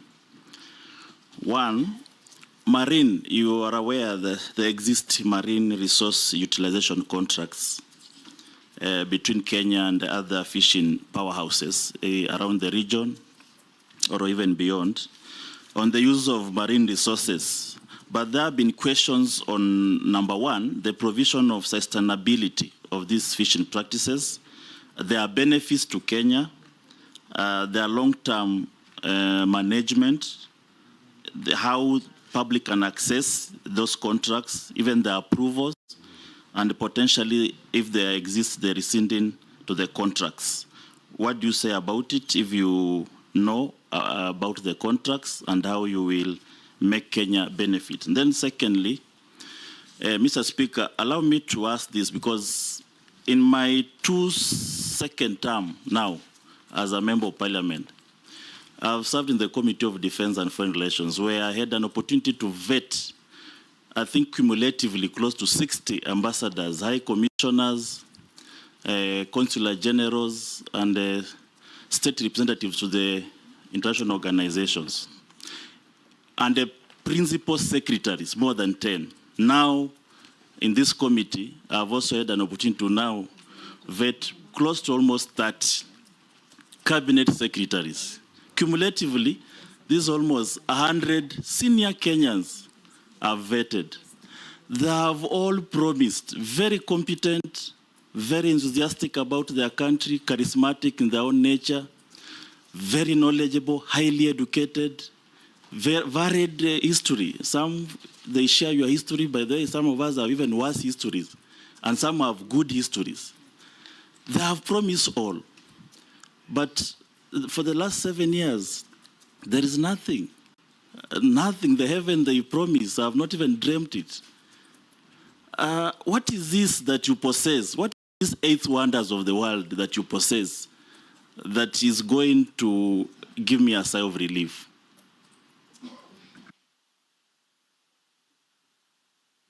Nominee, answer those. The question from Honorable Shuri actually had been asked by Chungwa and somebody else, but answer that. So, Mr. Neglected mine piece. Yeah, Mr. Speaker, I had said earlier, this is something we're going to look into, and for the future, to prevent that from happening, we will have to find a way to create some sort of... You said you'll bond the miners. Yeah, bond the miners. But that doesn't mean we'll ignore the existing problem. We'll have to just find a solution. We will consult among ourselves and even other government entities. So, Mr. Speaker, Mishi talked about accreditation issue for our seafarers. I really don't think that should be an issue. What I can promise Honorable Mishi is that I, if approved, will embark urgently and immediately to see that we have a seamless process for our young people in Kenya who want to pursue seafaring as a job are facilitated. Government's job is to facilitate, and that we will do. I don't even think that is a policy issue. It's a matter that needs urgent action. And I know between Maritime Authority and Bandari Academy, we should be able to sort that out. So I give you my undertaking that that we will sort it out. There's really there cannot be a justification. If someone meets the threshold, they should be certified. And that's something we'll do quickly. Mr. Mheshimiwa Speaker, Mishi ameuliza swali na Kiswahili. Kwanza nataka kujua, sijui kwa nini alikuwa apologetic about it. Kiswahili ni lugha ya taifa. Sasa kulijibu ndio kizungumkuti. Unaweza kujibu kwa Kiswahili? Tutapambana. Mimi ni Mswahili. So, Mheshimiwa... But you know, parliamentary standing orders require that since you started in English, you must go in English all through. But, Mr. Speaker, then that would be double standard. I allowed Mishi. I'll give you also the same latitude to answer in Kiswahili. I know Honorable Mishi was playing to the gallery. No, Mishi, I'm sure... Chair, it's a valid question. The question is valid and the gallery is equally valid. That's why I'm representing them. Honorable Mheshimiwa Mishi anaongea na watu wake wa Likoni na wengineo ambao wanaelewa Kiswahili.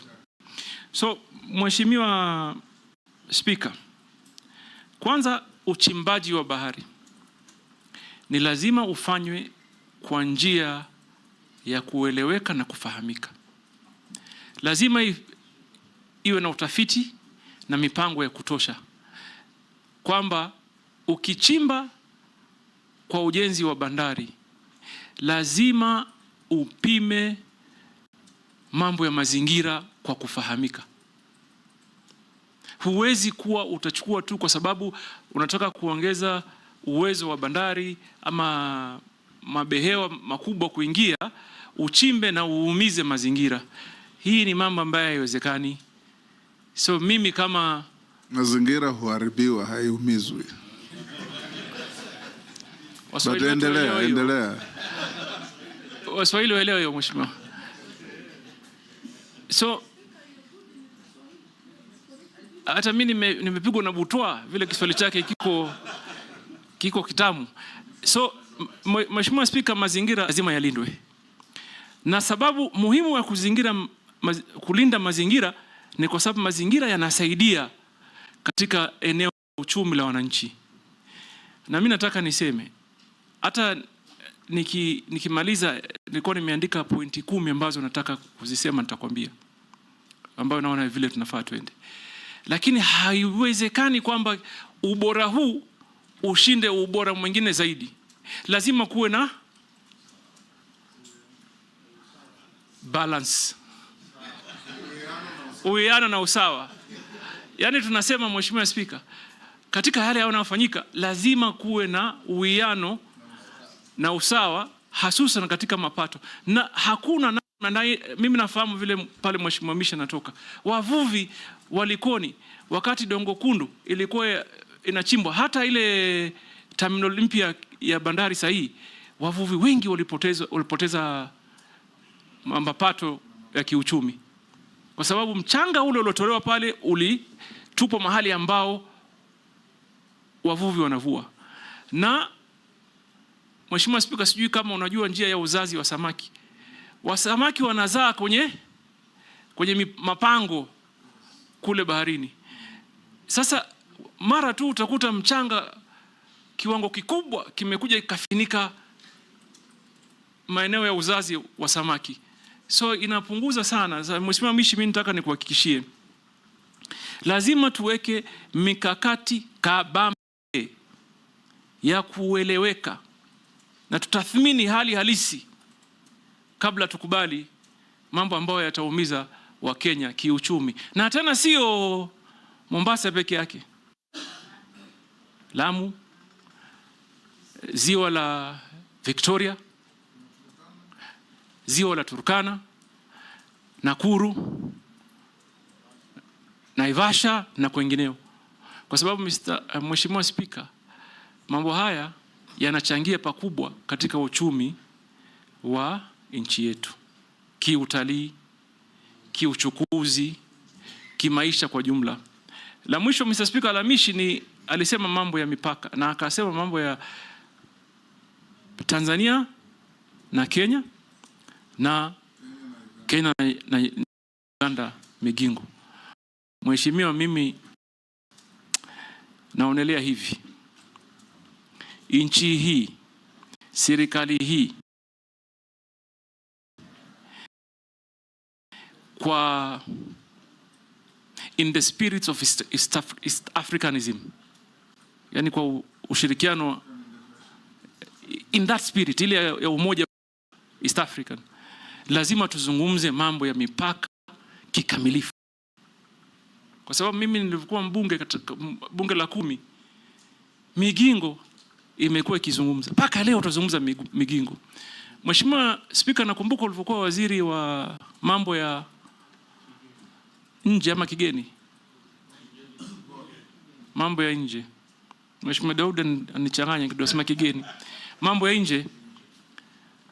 Ulikuwa pambana na mambo ya mipaka ya baharini. Na nakumbuka tulisongeza zaidi ya nautical mile 300 na almost. Tulipima na tukazongesha kutoka mile 200 mpaka 450, na hizo stakabadhi nikazipeleka kwa Umoja wa Mataifa. Sasa, New York. Sasa Mheshimiwa, mimi maoni yangu ni kwamba kama nchi ni muhimu tuzungumze kikamilifu mambo ya mipaka. Migingo, Tanzania, Somalia, Uganda, na popote pale ambapo panatuhusu mambo ya mipaka. Ni muhimu, na umuhimu wake uko wapi? Hiyo utalinda haki za Wakenya wa siku za usoni. Hasa ukisikia kwamba kuna madini, kuna rasilimali, conflict inaanza. So Mheshimiwa Speaker, tutaka tufanye namna hiyo. Mheshimiwa Mukami, you cannot, if you are government or in government, you cannot ignore a sector that employs 140,000 Kenyans. You cannot. That requires us to quickly develop a strategy on how we will sustain them. Those are the people that probably are looking upon us to deliver help. So what do? We need to come up with an actionable strategy on cushioning them, training them, like I said earlier, and creating market for them. So I will work closely. First of all, I will go to them. Mr. Speaker, if this House approves me, the entire first month, I will listen. I will go to every area to listen to the views, to the challenges, and also probably they have and they identify and they know the areas of potential. So I will listen. Once I listen and gather actual data and information, we will develop together with this House a clear action plan to cushion and grow the numbers, because 140, in my opinion, hasn't even met the potential. It can be greater than that. Mr. Speaker,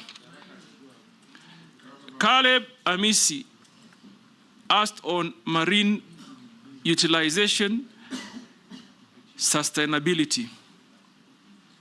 Number one, I don't think we've even tapped the potential. We've just probably, it's just a scratch on the earth or on the surface. The potential in the maritime utilization is great.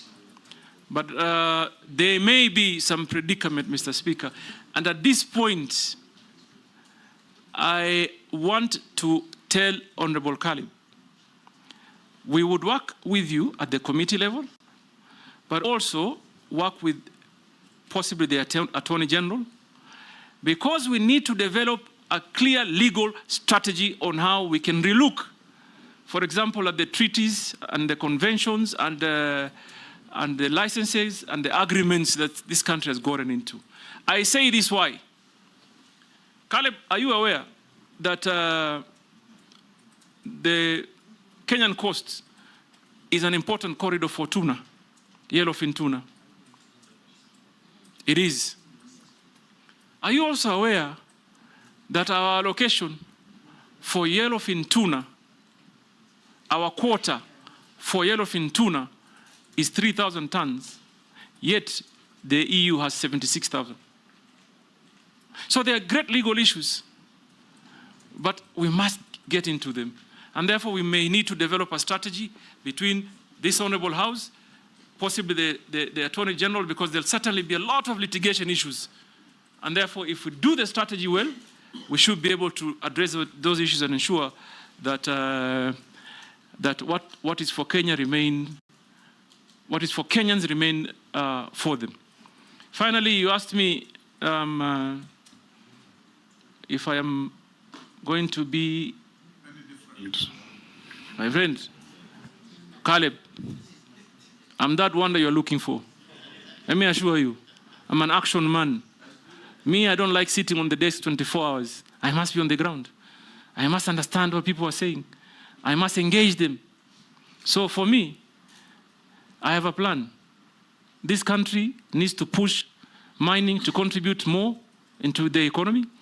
This country needs to create employment to the young people. This country needs to involve the young people in decision making and ensure they participate in every process and they feel that this government is theirs. So that cannot be achieved sitting in some office somewhere. We have to be on the ground. So I assure you, I will hit the ground running. Yes, Mary. Go ahead. Go ahead. Thank you, Chairman. Nominee, yesterday I raised a concern to the outgoing Minister for Mining, and I think it's important that I seek clarification from you, if approved, because you're going to be the person on the seat. There is mining happening at the border of Kenya and Uganda at a place called Amoni in Alupe. The mining is right at the border. And yesterday, the CS confirmed that Samata they took up, they visited, and they confirmed, and that they have stopped. They're engaging with the neighboring country. What are you going to do about it? And I'm very happy I've heard you saying you will give priority to issues, you will start working, you will not be in the office. And one Kenyan has asked the same, also has asked about Migingo, but you've already addressed the Migingo. Just tell me about the money. Thank you. Mr. Speaker. Chairman, a rejoinder on the same, just that, a rejoinder. Mr. Nominee, there's a whole issue in this country about speculation. You know, people assuming this county has this county has that, this region has that. I would like to know whether you would ensure there is a transparent Kenya mineral audit that will allow Kenyans to know what minerals are where and who has mining rights. Because this, especially where I come from the north, the cattle rustling has changed. It's not about cows. It's about land. And there are Kenyans who feel that West Pokot has a certain mineral, Samburu North, Baragoi has a certain mineral, and that is why there is perpetual conflict in those regions, and there are people arming Kenyans in those regions so that there is no peace, so that later in future people will move from that land, and then people are going to to come and get the minerals out. It's just like oil. In countries where there's oil, there's conflict, perpetual conflict. And so that's, you know, not having a clarity on where we have minerals in this country breeds that speculation and brings conflict. Asante.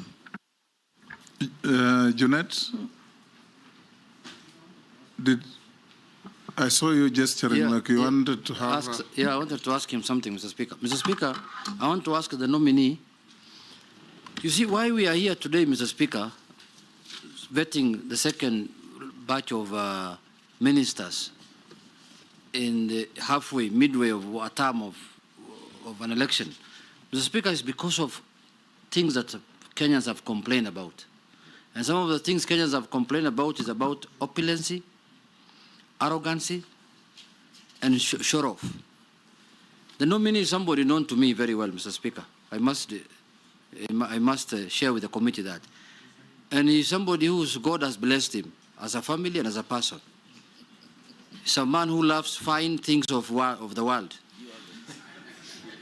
Now you are becoming a CS. What are you going to do? God's blessings are not limited to people who love fine things of the world. Yes, but for him, that's how he has enjoyed it. Yes. That's what he has enjoyed. So now you are going to become a public servant at very high level. How are you going to define that line of your private life and your public life? Because Kenyans don't want any opulence at the level of the job that you are being interviewed for here. Thank you, Mr. May I? Kenyans are not against opulence, they are against show-offs. Show-offs, yes. Yes, show-offs. Yes.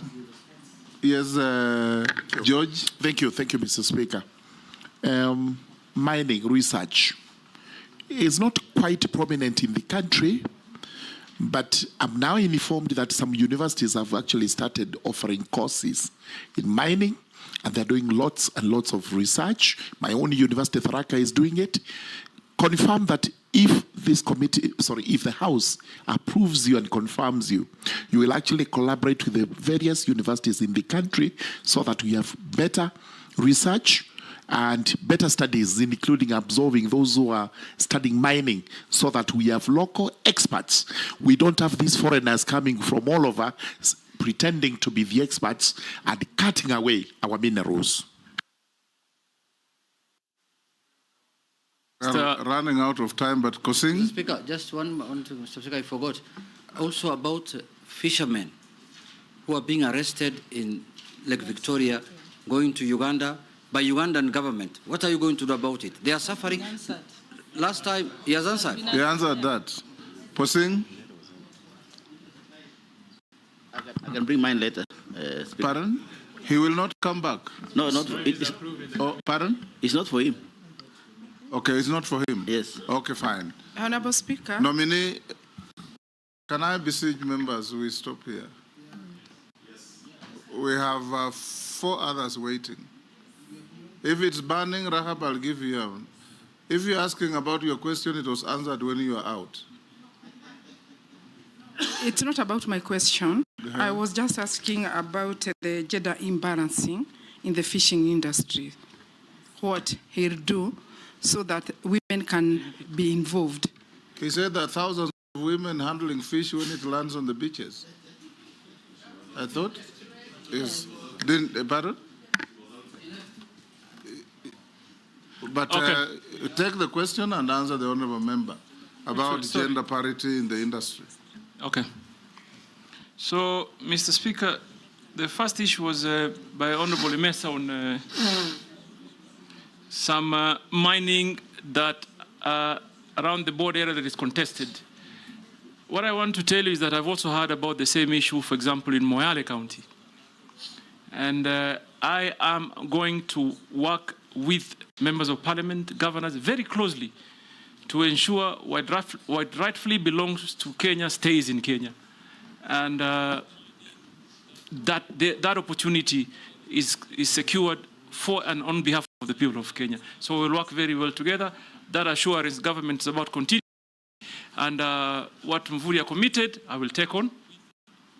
and move forward with you. Answer the remaining questions in 2 minutes. Mr. Speaker. From Naisula and Junet.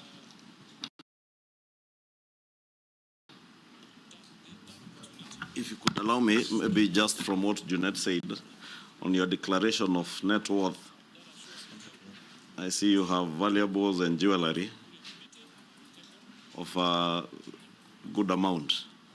Maybe you could tell us, amongst those in relation to what Junet was asking about opulence, the show of opulence, as the speaker put it.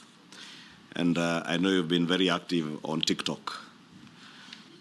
Can you assure the people of Kenya that these valuables and jewelry here will not be part of the things that they will see on TikTok? Because I think that is what annoys Kenyans when they see.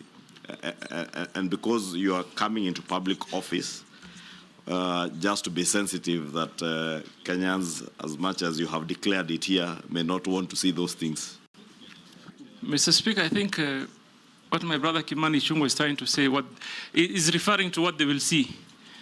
I'm actually focused on what they've already seen, because it's been there. But what I want to assure this honorable committee, I appreciate certain factors of life. And you must have a balance. You must have a balance. When you're serving the people, you must, first of all, make them feel comfortable. You must make them feel you're one of them. So opulence for me, no. When I am working, I am working. When I'm enjoying myself in my own setup at home, that's fine. That's another story. But when I'm going to the Kenyan people, my dedication is to work for them. And my experience, Mr. Speaker, tells it. I have, thank God, been elected 3 times. 3 times. And I thank God also, for example, you asked of the valuables, jewelries. Largely, I'm talking about watches. And I've been wearing even before I became Member of Parliament, long before. But I know how to balance. I don't have to wear it so I can show off. For what? What value will it give to anybody? So I enjoy wearing it. Even this morning I was debating, should I wear a watch? Shall I not? Really, and it was a big debate there at home. I said, nitaficha tu kwa hii. I don't have to show it off. I'm sure it is only now you are realizing I was wearing a watch. So show off for me there's no way I'm going to show off, Mr. Speaker. That I can assure you. Mr. Mheshimiwa Naisula. Sorry, Mr. Speaker. On the question of Mheshimiwa Naisula, on matters speculation, that must be addressed, and urgently, because it denies Kenya an opportunity. You largely touched on it. Yes, but I want to talk about one important thing, and I see a great opportunity. I think, Mheshimiwa Waigara, you asked on Murigara. Sorry. Murugara. Murigara. Sir George, on your question on training for mining, how do we achieve, for example, how do we attain 10% contribution GDP? We must do what other countries did, train our people. There's also an opportunity. If you went to some countries, you will see a mining bank, a bank that focuses only on mining. Yes. So for us to achieve all that, real work must be done. And I want to assure you, it begins with capacity building. We must train the people. So, Mr. Speaker, on Junet, it's again opulence and show off banner. I don't need to show off. What you have, you have. What you don't, you don't. And you should be cautious of others. You should be cautious of others. We should end there. Showing off actually is a sign of inferiority complex. But I wanted to end with the one comment on Junet. I heard him yesterday say something. I heard him say that being rich is not a crime. And also I heard him say, I don't know whether Kimani Ichung'wah shared his audited account. I heard him say Kimani Ichung'wah is worth 5 billion shillings. So, brother... Kimani contested that he had understated that's what I heard yesterday. Yes. I saw it on TV somewhere. So I end here, Mr. Speaker. So I had a formal, like a point plan, Mr. Speaker. But Speaker, you must tell the nominee, just like him, I don't show off. In fact, nobody can tell that you are worth anything.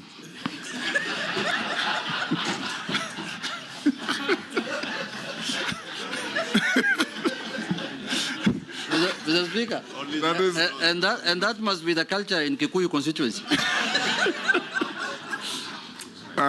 Nominee, we are coming to an end. Naisula has asked me to remind you to respond to the issue of your public statement never to talk to your appointing authority. Although I told you that only fools don't change their mind, but in Naisula I would want the public to hear from you. Sasa, Naisula, do you want to repeat the statement for me? Hatuwezi ongea? How? Let me say this. I understand. No, but let me say this for clarity, Chairman. You know, apart from asking questions during vetting for competence, what you understand about mining and all, we also vet the temperament of a nominee, the same way you've been asked about lifestyle. It's neither here or there, really. But even temperament of a nominee is very important because it shows your leadership skills. Initially, you thought this, and now you're here. There's really nothing wrong with answering how you're going to relate with His Excellency the President when you're working. Excellent.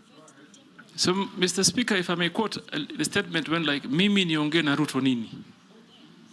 Mimi niende wapi na Ruto? Mr. Speaker, hakuna mtu ameeleza vizuri kukuliko. Mpumbavu peke yake ndo abadilishe mawazo. Mtu mpumbavu. Pili, hii ni clarion call to serve the country. I have been a great critic of this government, like others I did before. Now I've been given an opportunity. An opportunity has been availed to me to come and create that difference that I've been talking about all this time. And that is exactly what I'm going to do. Bring new energy, new ideology, new thinking, because after all of us are serving one nation, one people. Well put. That will do. Other members, now nominee, we are coming to an end. Most of the people, members of the public sending in questions, all oscillate around what will you do to create safety in the mines?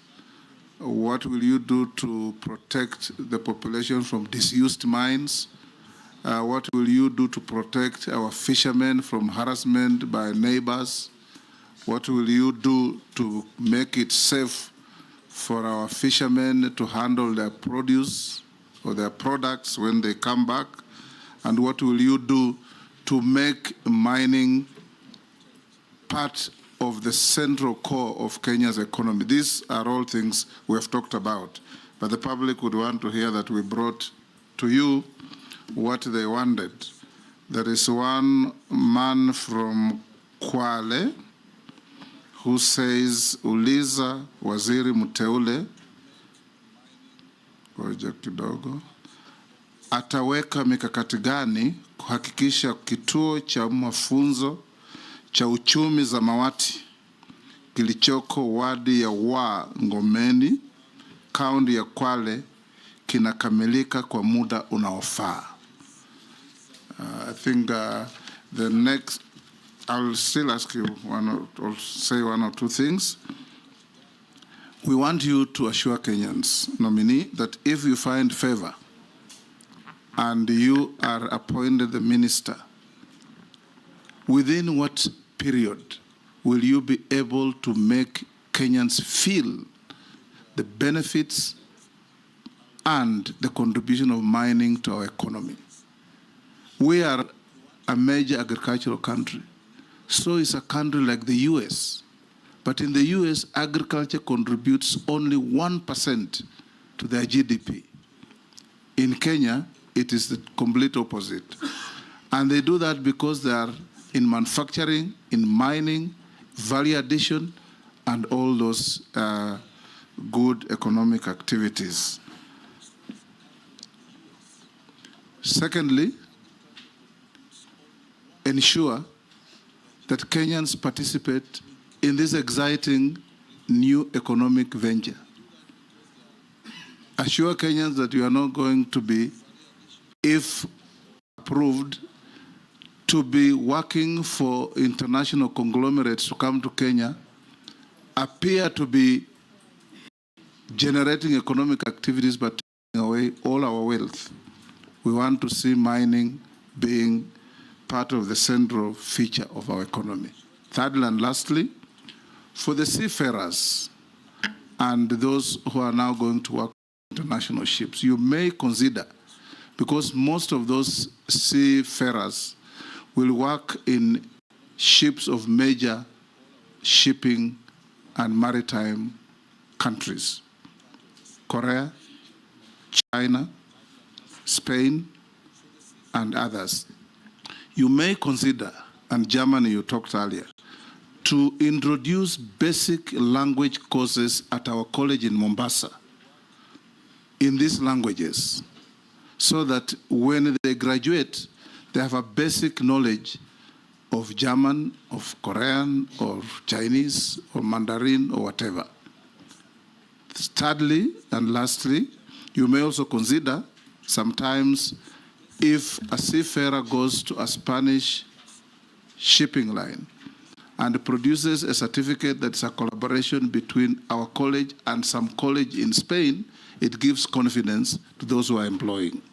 So you may consider partnering our institution with as many other institutions worldwide as possible to ease the process of our youths getting certificates and being considered for employment. Finish those, then I come to... Can I say one from a Kenyan speaker? There is, okay, one yes. from Kenyan. Yes. From West Pokot. West Pokot. Yes, he's saying, don't forget Joho. This is a guy of late 30s. He's working and he's in school. He just finished Form 4 the other day and got a D+. So he's saying, don't forget to tell Joho your motivation to many of us, like me in West Pokot, to pursue my education studies. Yes, before you answer, there is also somebody who said, I am really shocked that Governor Joho has 2 degrees. Kenyans know he has never been to school. This is some lady from somewhere. Now go on and answer. Mr. Speaker, the only thing she didn't write is that I'm an alumni of Harvard University.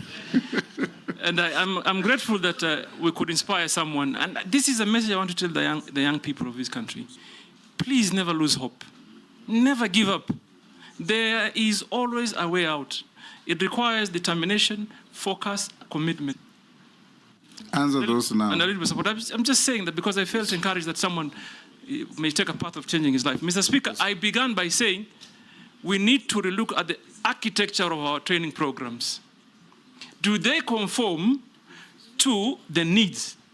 How do we tap in? How is it that we, first of all, are only tapping into just under 0.2% of the demand? So we would probably redesign the entire training program. And then, Mr. Speaker, I couldn't agree more.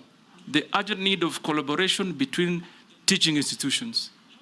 We will begin by pursuing partnership between the local universities and the government institutions, and also will encourage that we have an international conversation of getting more affiliate universities to join in. Mr. Speaker, the young brother from Kwale said that there's an institution that is to be completed at Wa Ward in Kwale. I have been to Wa in Ngomeni I know Ngomeni well. I've been there, and I want to assure him that I will go. For me, I will visit them, and I'll make sure that the projects that have begun come to a conclusion. And then, Mr. Speaker, we talked about what else? Kenyans participating in mining. Mr. Speaker, let me just say this. In Mombasa, when there was a debate on concessions, for example, I heard Kenyans saying one thing. If government wants to raise money, tell us. We can come together, 5 of us, 10 of us, and create good equity, good capital, in billions. There is that capacity. We know people that are having billions of shillings in banks. What may be the problem? Maybe they don't have the information of what the country holds. Maybe they've never understood the potential. So it will be my responsibility to pass knowledge to Kenyan people of what we have and where the opportunities may be. Some mining operations is not very expensive, Mr. Speaker. It's not excavator, 1 or 2, 3, 4 trucks. Kenyans can do that. And I will encourage them. But I think the disconnect here is they do not know. It is all speculative. Everybody is just speculating. We have lithium here, we have copper there, we have gold here, we have coal here. So we will ensure that we pass on the information so that Kenyan people can participate. Finally, Mr. Speaker, you've talked about our economy being driven by agriculture. Let me assure you, if approved, the journey we will embark on immediately is to turn that around so that agriculture grows, mining either catches up or surpasses even agriculture. It is there in other countries. So you can't depend on one sector for, we have depended really on agriculture for far too long. It's time we diversify. I thank you. Mr. Speaker, I was going to answer something in a... We'll get there. Of the many nominee memoranda we received, you answered all of them adequately except these 2. A nominee, a Kenyan by the name Vincent Kipkurui Sang. I mentioned the name because it's part of the documentation. The nominee's family farm has been implicated in shillings 5.9 billion grain facility case at Mombasa Port. That one you didn't respond to. So if you have a response so that we complete the record.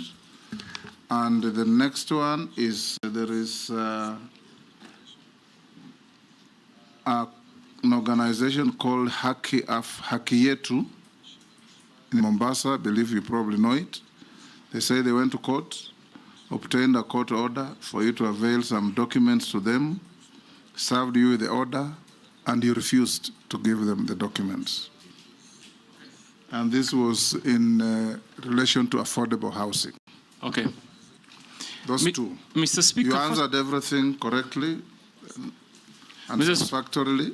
You can respond to those 2 to complete our record. Mr. Speaker, I know the organization really well, Haki Yetu. I haven't checked, but I suspect that letter is signed by someone called Maimuna. Is it? Huh? Correct. Correct, right? Mr. Speaker, there's a tendency that... Munira Ali Omar. Munira Omar, I know, and of course my great friend Father Dolan is doing quite some good work. But number 1, I've never seen or received any orders that compels me to give information. 2, I believe public information should not necessarily be accessed through court processes. Someone should be able to walk into government office and get information. Number 1, Article 35 of the Constitution. So I have not received any orders, but my current governor would, I'm sure, I'll place a call to him. He'll be happy to share the information. Grain bulk?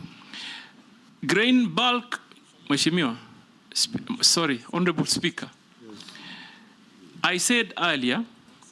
It's not grain bulk, it's grain facility. I'm sorry. I understand. Yes. Mr. Speaker, my family, like I said earlier, is in the business of logistics.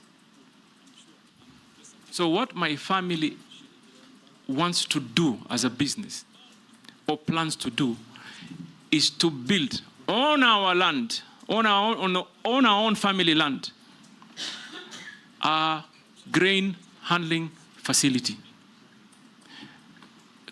For far too long, there's just been one. So there's been a monopoly of grain handling in Kenya. So we've been pursuing this venture of building another, as a family, nothing to do with government. Mheshimiwa, so that, Honorable Speaker, so that I come out clear, there is not a penny government is putting. There is nothing government is doing in that project. It's private equity project sitting on private land.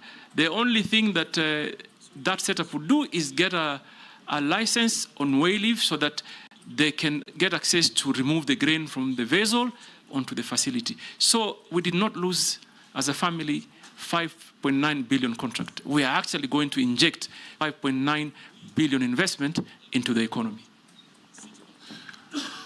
Before I give you to say what you want to say as you exit, have you ever been adversely mentioned in any integrity-related report? Not that I know of. Do you hold any leadership position in any political party? In your self-declaration, you say you are the deputy party leader of Orange Democratic Party. That I resigned. I remain only a member of the party. I don't hold any leadership position. What is your net worth? My net worth is, let me just be sure. Where is that document?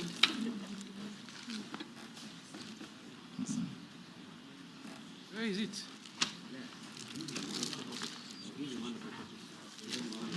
Is on pay. Your assistant should be assisting you on this. I'll just use this one. I found it. Okay. Mr. Speaker, my net worth is 2,361,332,249. Made out? Largely by developed and undeveloped properties, which include my homes in Mombasa, Vipingo, Nairobi, and Malindi. Shareholding in some property holdings. Shareholding in family businesses. Valuables, Honorable Kimani Ichung'wah referred to them as jewelry, but it's just basically watches. And cash at bank. Okay. We have checked your documents against what we have, and we have found them in order. And also you did respond to more than we received 74 memoranda on you. You responded to all of them except the 2 that you have now responded to. Now you can have 1 Mr. minute. Speaker, yes. Before he concludes on the net worth, it would be good, and this is in his interest, because he has severally referred to family businesses. This net worth is Ali Hassan Joho, not the family. This is just my shares. Family is definitely much more. I wish it was my own wealth. For a moment, Mr. Speaker, I wish it was my wealth, but that is now my share. Yes, so go ahead and say what you wanted to say so that we go to the next nominee. Mr. Speaker, while I was preparing myself, I came with an idea of developing a 10-point plan that I think would be useful to enhance how we can quickly grow this industry, because it is a powerful industry in our economy that is untapped, and employment. So I came, number 1, complete digitization of the ministry processes. Number 2, stakeholders' involvement and public participation. Number 3, blue economy regulatory framework. Number 4, an urgent review of the Mining Act to conform into the demands of the moment and secure Kenyans. Number 5, enhanced community development agreements. Number 6, international maritime organizations representation, capacity building for deep sea fishing. Number 8, improved licensing processes. Number 9, sustainability standards and certification. And finally, encouraging public-private participation. I thank you. Those are your KPIs, key performance indicators. And I thought I should share them. We have come to an end. in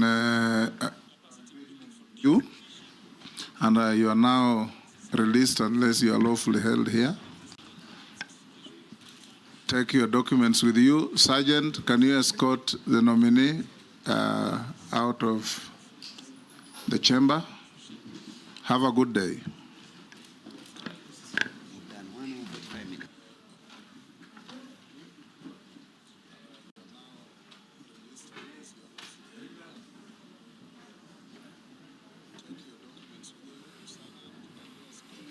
Honorable members,